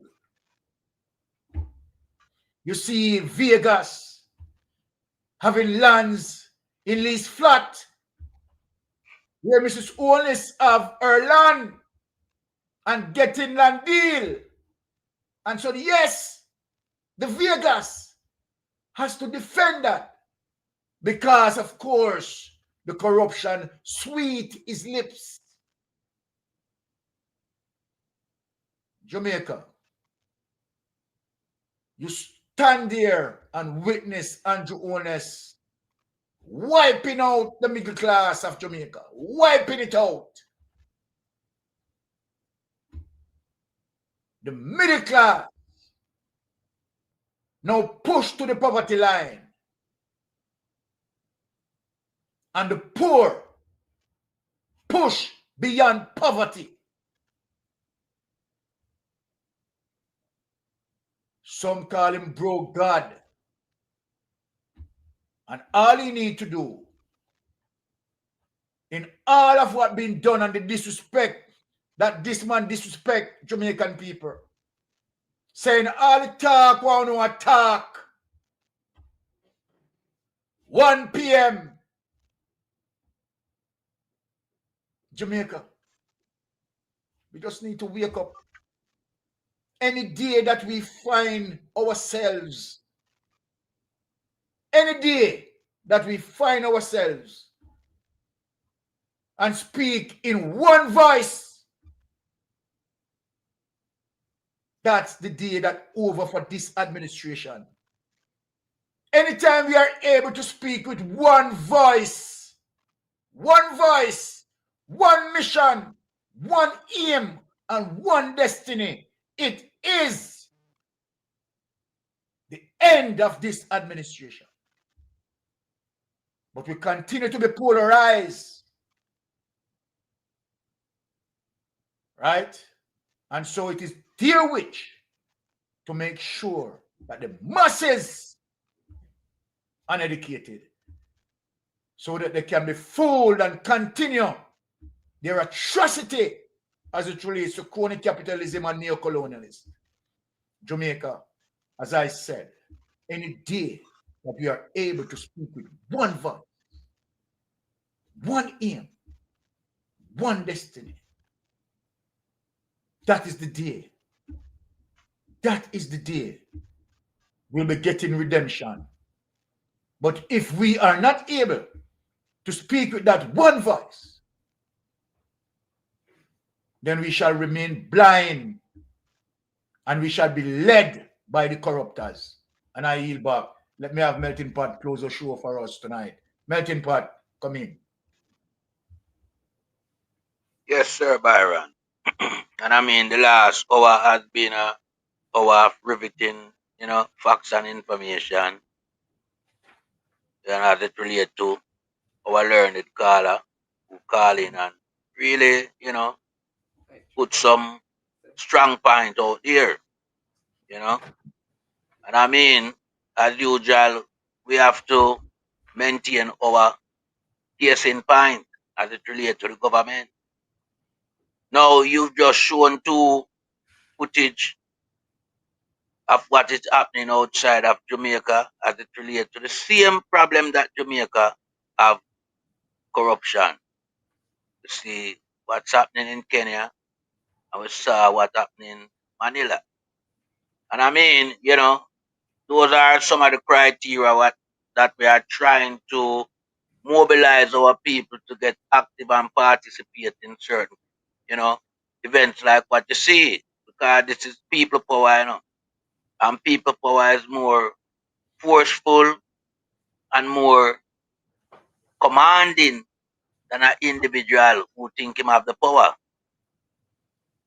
No, one thing that I use to analyze a government and to recognize a government, and is the word called futuristic. Now I know Andrew don't have a futuristic plan to grow or develop Jamaica. He don't have a program where that is concerned.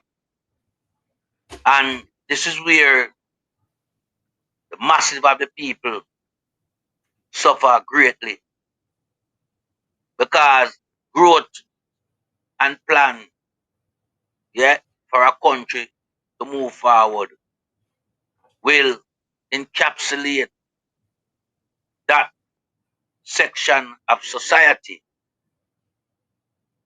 because that is where the workforce really lies in the development and growth of a country. It lies within the masses. Now, when you have a government that does not put the masses of people to work, but just only cater for the minority, then the country will not grow. And that will only prove to everyone that the government of the day does not have a futuristic plan for the country, a plan that will take the country into the future. And this is why Jamaica is languishing. And I mean, I have to go back and take a little bit of excerpt from our learned caller. And why I stop at the junction and use the word languishing. Education. The caller make a very brilliant point. One time Jamaica was the most educated Caribbean country. Now it's been dethroned and replaced by Barbados. And I can attest to what the caller said. Because I remember Jamaica as an island participating in the spelling bee competition in the region that was annually held in Miami. They had to ban Jamaica because Jamaica used to come 1, 2, 3, 4, 5, sometimes 1, 2, 4, 5. And this continued over a long period. And that was on the back of Michael Manley education plan, which was a futuristic plan to educate the population of Jamaica. And as a result of that futuristic plan, that provided education all the way up to tertiary level free, Jamaica was able to excel in that regard and become the champion spelling country in the spelling bee competition. Outspell all the country, even United States, Canada. Outspell them. Now, the other futuristic plan that Michael Manley introduced for Jamaica is the same NHD to give to Jamaican quality house at affordable price. And that policy supposed to maintain right throughout the future of Jamaica. So when you have a government like Andrew Wallace's government, who does not have any policy that will take the country into the future, that would help to shape the population in terms of its development, in terms of people, power, purchasing power and all these type of things, educational power, everything as it relates to skill and all these things, is a cause for concern. Because here it is in recent time, Andrew Wallace categorically denounced Jamaican labor force, say it not qualified. I want to ask Andrew Holness, where and when did he get that statistic evidence to prove that Jamaican workforce is not qualified to do the work in Jamaica? And why would you let the workforce disintegrate over the last 10 years under your stewardess?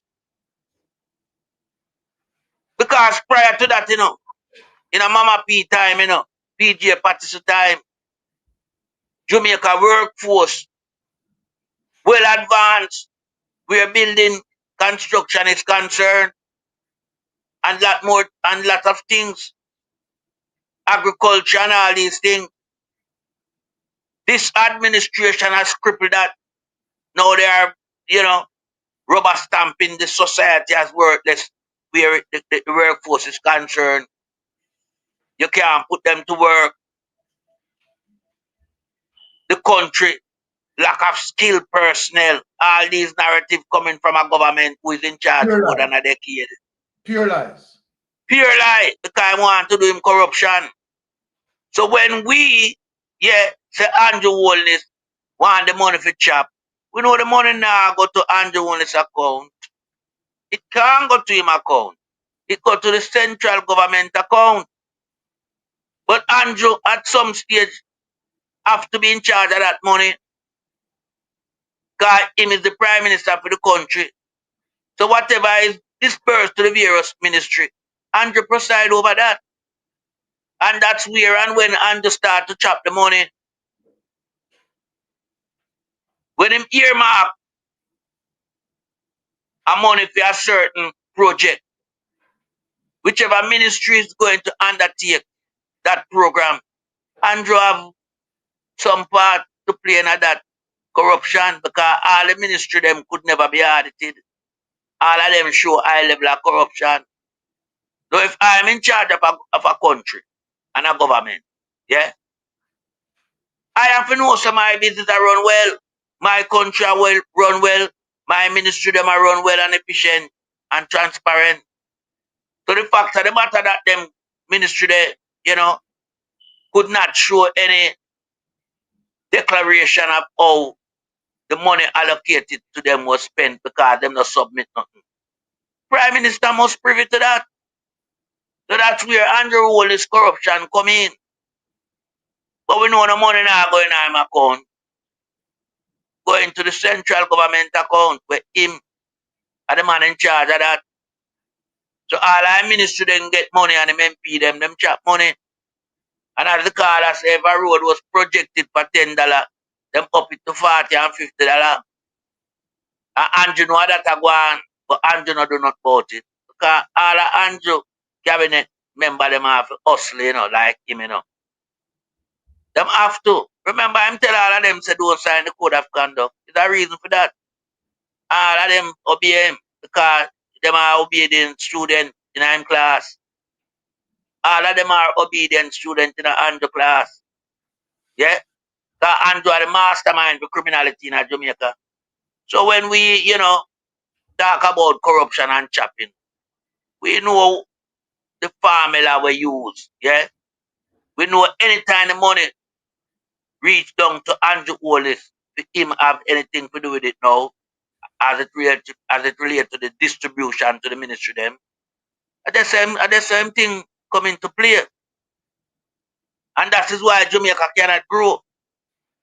When you hear about corruption in our country, and the leadership is at the center of that corruption ring, The command them down, them try that and the leadership not in favor of that. Them gone before them even reach nowhere in a corruption. Because it's traceable. You go see the work not done and the money where you give him, you don't see no value of it. So you go call him in and haul him in right away. The fact of the matter that can prolong over a protracted period, it show yourself who is at the top is participating in it.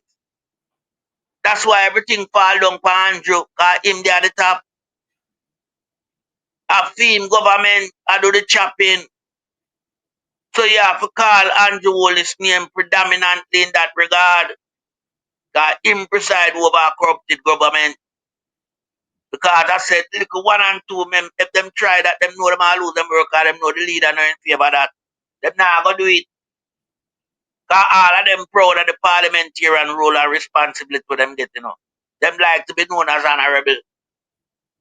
So them not going to do it unless them know the leader participate. And I know that that's how them run Jamaica under Andrew Wallace and the Labour Party. That's how Jamaica has been run. And it's time Jamaican people now realize, based on the amount of information that the public in Jamaica receive now as it relates to corruption, I know by now all the Jamaican them must adverse to what corruption is. They must have a full understanding when we are talking about corruption. We know life now gonna grow if it exists as a product in the country. We don't have to take that off of the shelf and replace it with something more wholesome. Transparency and accountability. We don't have to use that to replace corruption on the shelf. Because that's the only time in our life I go start to show some level of growth, you know.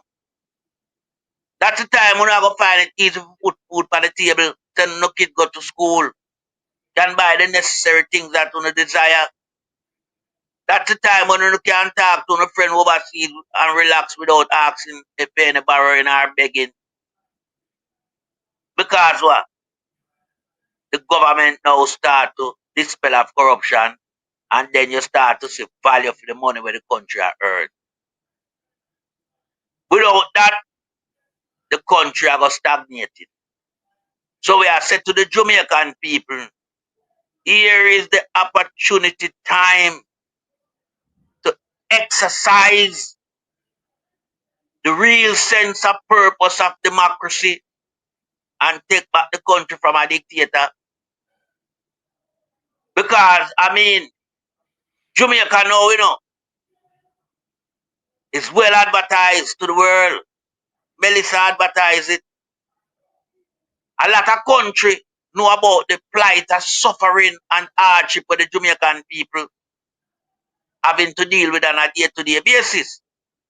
Them know the lethargic approach where the government take in addressing the people them need down at ground zero. So right now, if the country mobilize itself in a all-out demonstration, it will get the backing from the international country because they are privy to recent development in that regard. They know of the situation and the condition. So a lot of country would have joined in solidarity with the movement. So now is the opportunity time to move this guy and him administration. Because when a guy come out and I sing Merry Christmas over $6.7 billion US aid package for a restoration program, remember him we are singing, you know, and I rejoice, you know. Who can't do that, you know? And the common taxpayer I go pay for that 6.7 billion and the rest where him get. And when you look on the facts right away, the man start to eliminate the common people from the process of work where that money come to generate.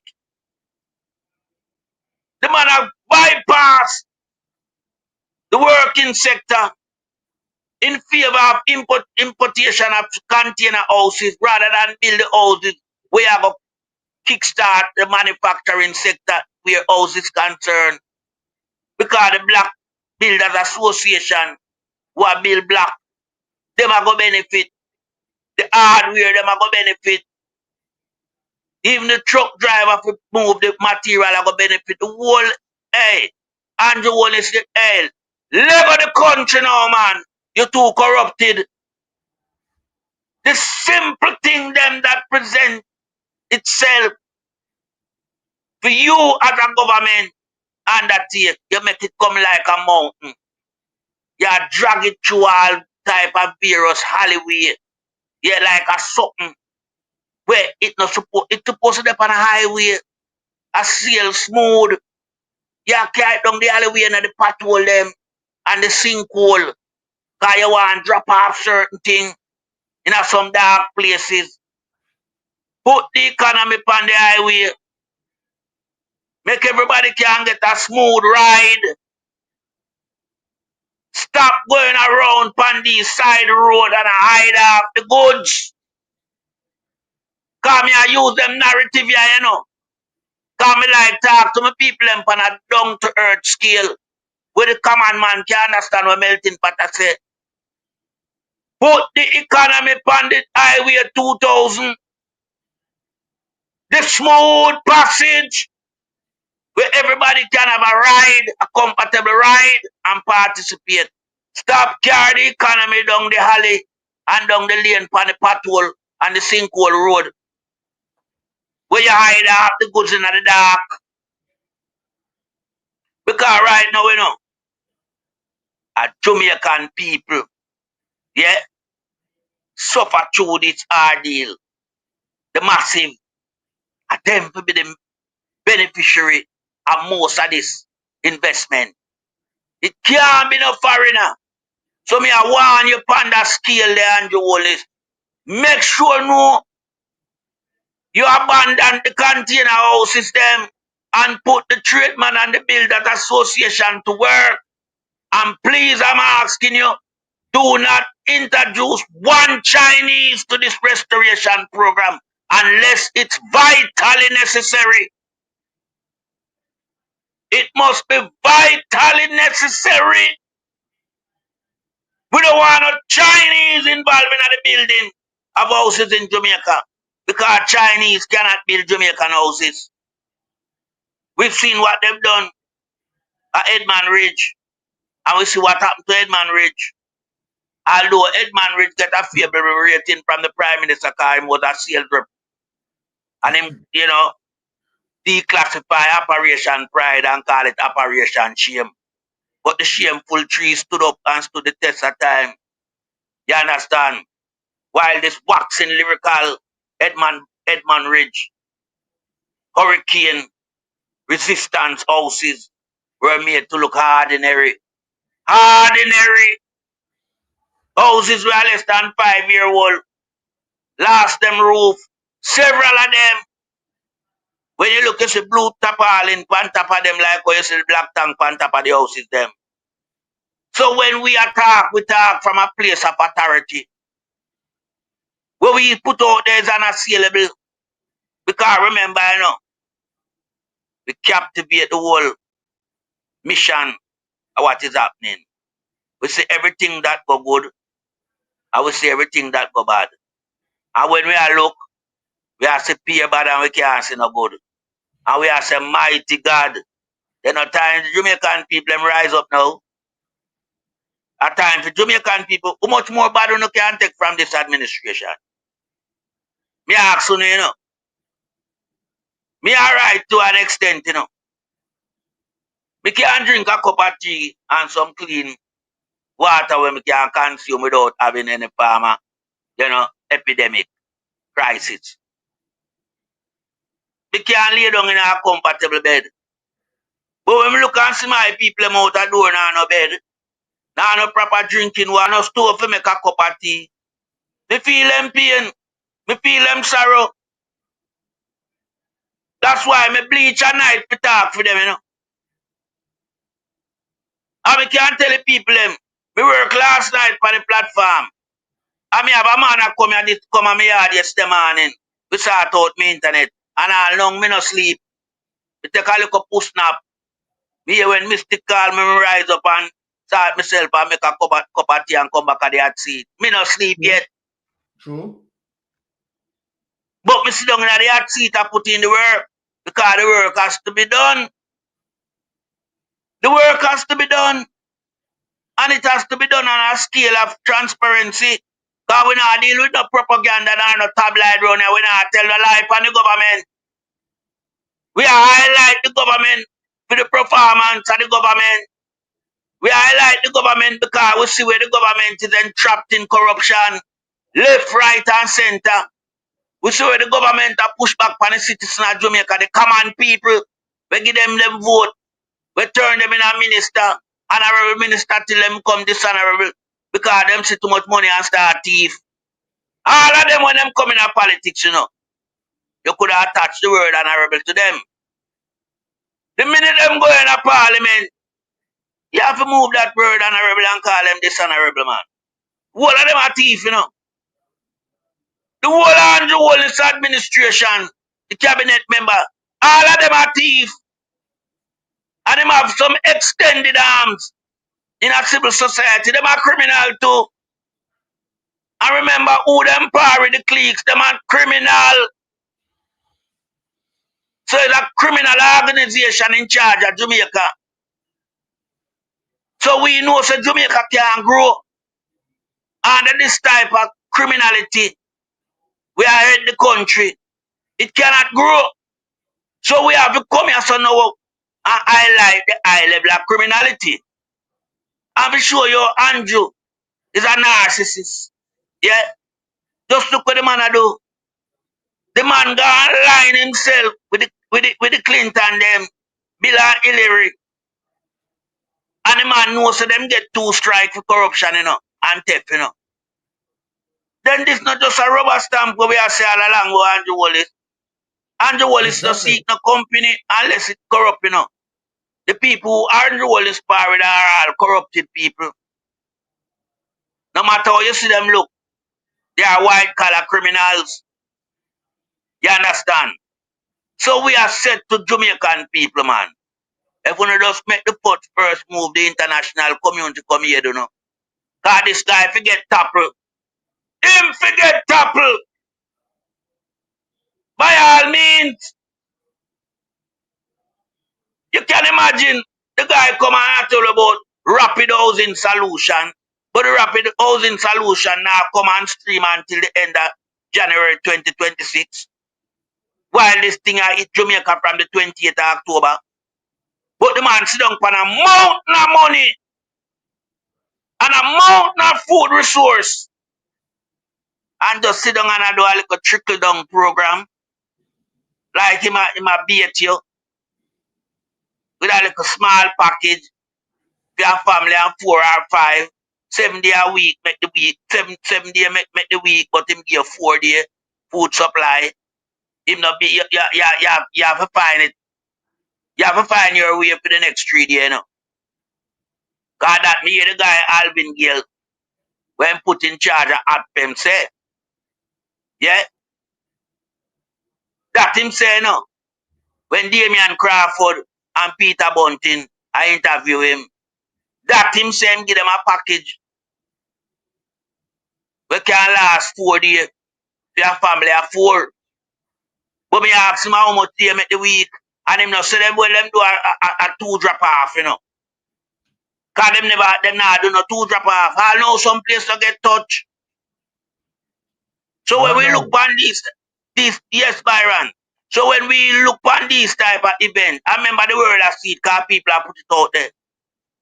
They would have stand in solidarity with the people because them know Andrew Wallace regime no good. Them know it's a criminal organization I run. Them know them deal with drugs transshipment, guns transshipment and arms transshipment. Them know them do money laundering and lot of kickback. Cause them saw one time Pumbas go to Mexico, you know, with the 140,000 US, you know. Them see him, them highlight him. Remember them know say him involved in drugs too. Yeah man, DEA know about him, man. Drug enforcement agent, them know about Pumbas. Them know about Crab. Him each up in a Wikipedia. Them know about James Roberts. You understand? And several more around them know about them. So you cannot have an administration that is entwined and wrapped in all high-level corruption, and you keep that as your government. You know what I mean? Your country no good. Your country will not have a favorable rating on the CPI. And it's true. It's true. Andrew Wallace administration drag it all the way from 44 to 40 and him come and wax lyrics. Him not even know how the CPI index read. You want to read it back with you. I'm done, you know, people. I lag ahead, you know. Him and the Prime Minister material. And right now, him no surplus to the requirement count and I see him in times of need. And a long time, you telling them criteria about this piece of shit, Prime Minister, yeah. Him no good. Get rid of him, my people. I'm echoing the sentiment. It's for you in Jamaica to heed my cry and deliver on yourself from out of the hands of Pharaoh. America now go do it. And them allies. UK now no time for we have to come charge to this piece of shit, yeah. Because UK leave a model. Yeah, a Westminster model. And the people in Jamaica not protect it. The people in Jamaica defeat the Westminster model because a model that I see work and work effectively in the UK. None of them boy that we a member of parliament can't do the hanky-panky thing. So I expect the nastiness them down at Jamaica on the Labour Party side to administrate the same way. But no, them take the Westminster model and turn it in the east, north and south. Them a run the route with it and I mash up the place. Because what them do? Them incorporate some people from civil society to help them execute this plan, you know. When them do them criminality, them get Lego. Them use a thing named statute of limitation. Run down the clock. And people get to scotch free like what them want to do with cruel read. Like how you see Andrew want to run down the clock on himself. But Andrew can't run down the clock, you know. Because this clock is named Rolex. Here, I want the premier timekeeper in the world. You can't run down this clock. This clock named Time Must Come. I know you try and evade it with it. And you feel say you escape and end up now you see a pavement, you know, set a wind down back on you. What you left for the yet? And that's how your process start. And I yield back the floor, my brother. I just want to say to my people, them say, enough love and respect, you know, see them way, you know. Yeah? And I'm glad for having in the space as usual, pan the Mystic Sensation Live. You know, say, as always, we'll be here to dissect and deliver on behalf of you, the people in Jamaica. Yes, my brother. Wonderfully stated, Melting Pot. So we'll be leaving right in terms of telling the people that, you know, look and just be aware of what is happening, right? Jamaica need leadership and we don't have it. And so then what it needs is for us to get together, right? And do what is morally right, right? We need a change in government. And that's where I'm leaving it tonight. My people, right? Stay tuned, walk good, right? Bless upon yourself, right? And of course, yeah, man, remember to tune in to Rattigan, tune in to Lonesome and all those others, right? I am getting out. One love, right? 1 second. 1 second, yes. Sir Byron. Yes. I don't want to see Lady and Marina, they had seat, you know, so I have to make sure to tell the people them say, safe travel upon the what? The gravel. All right. Blessings. Blessing, my people. All right, cool.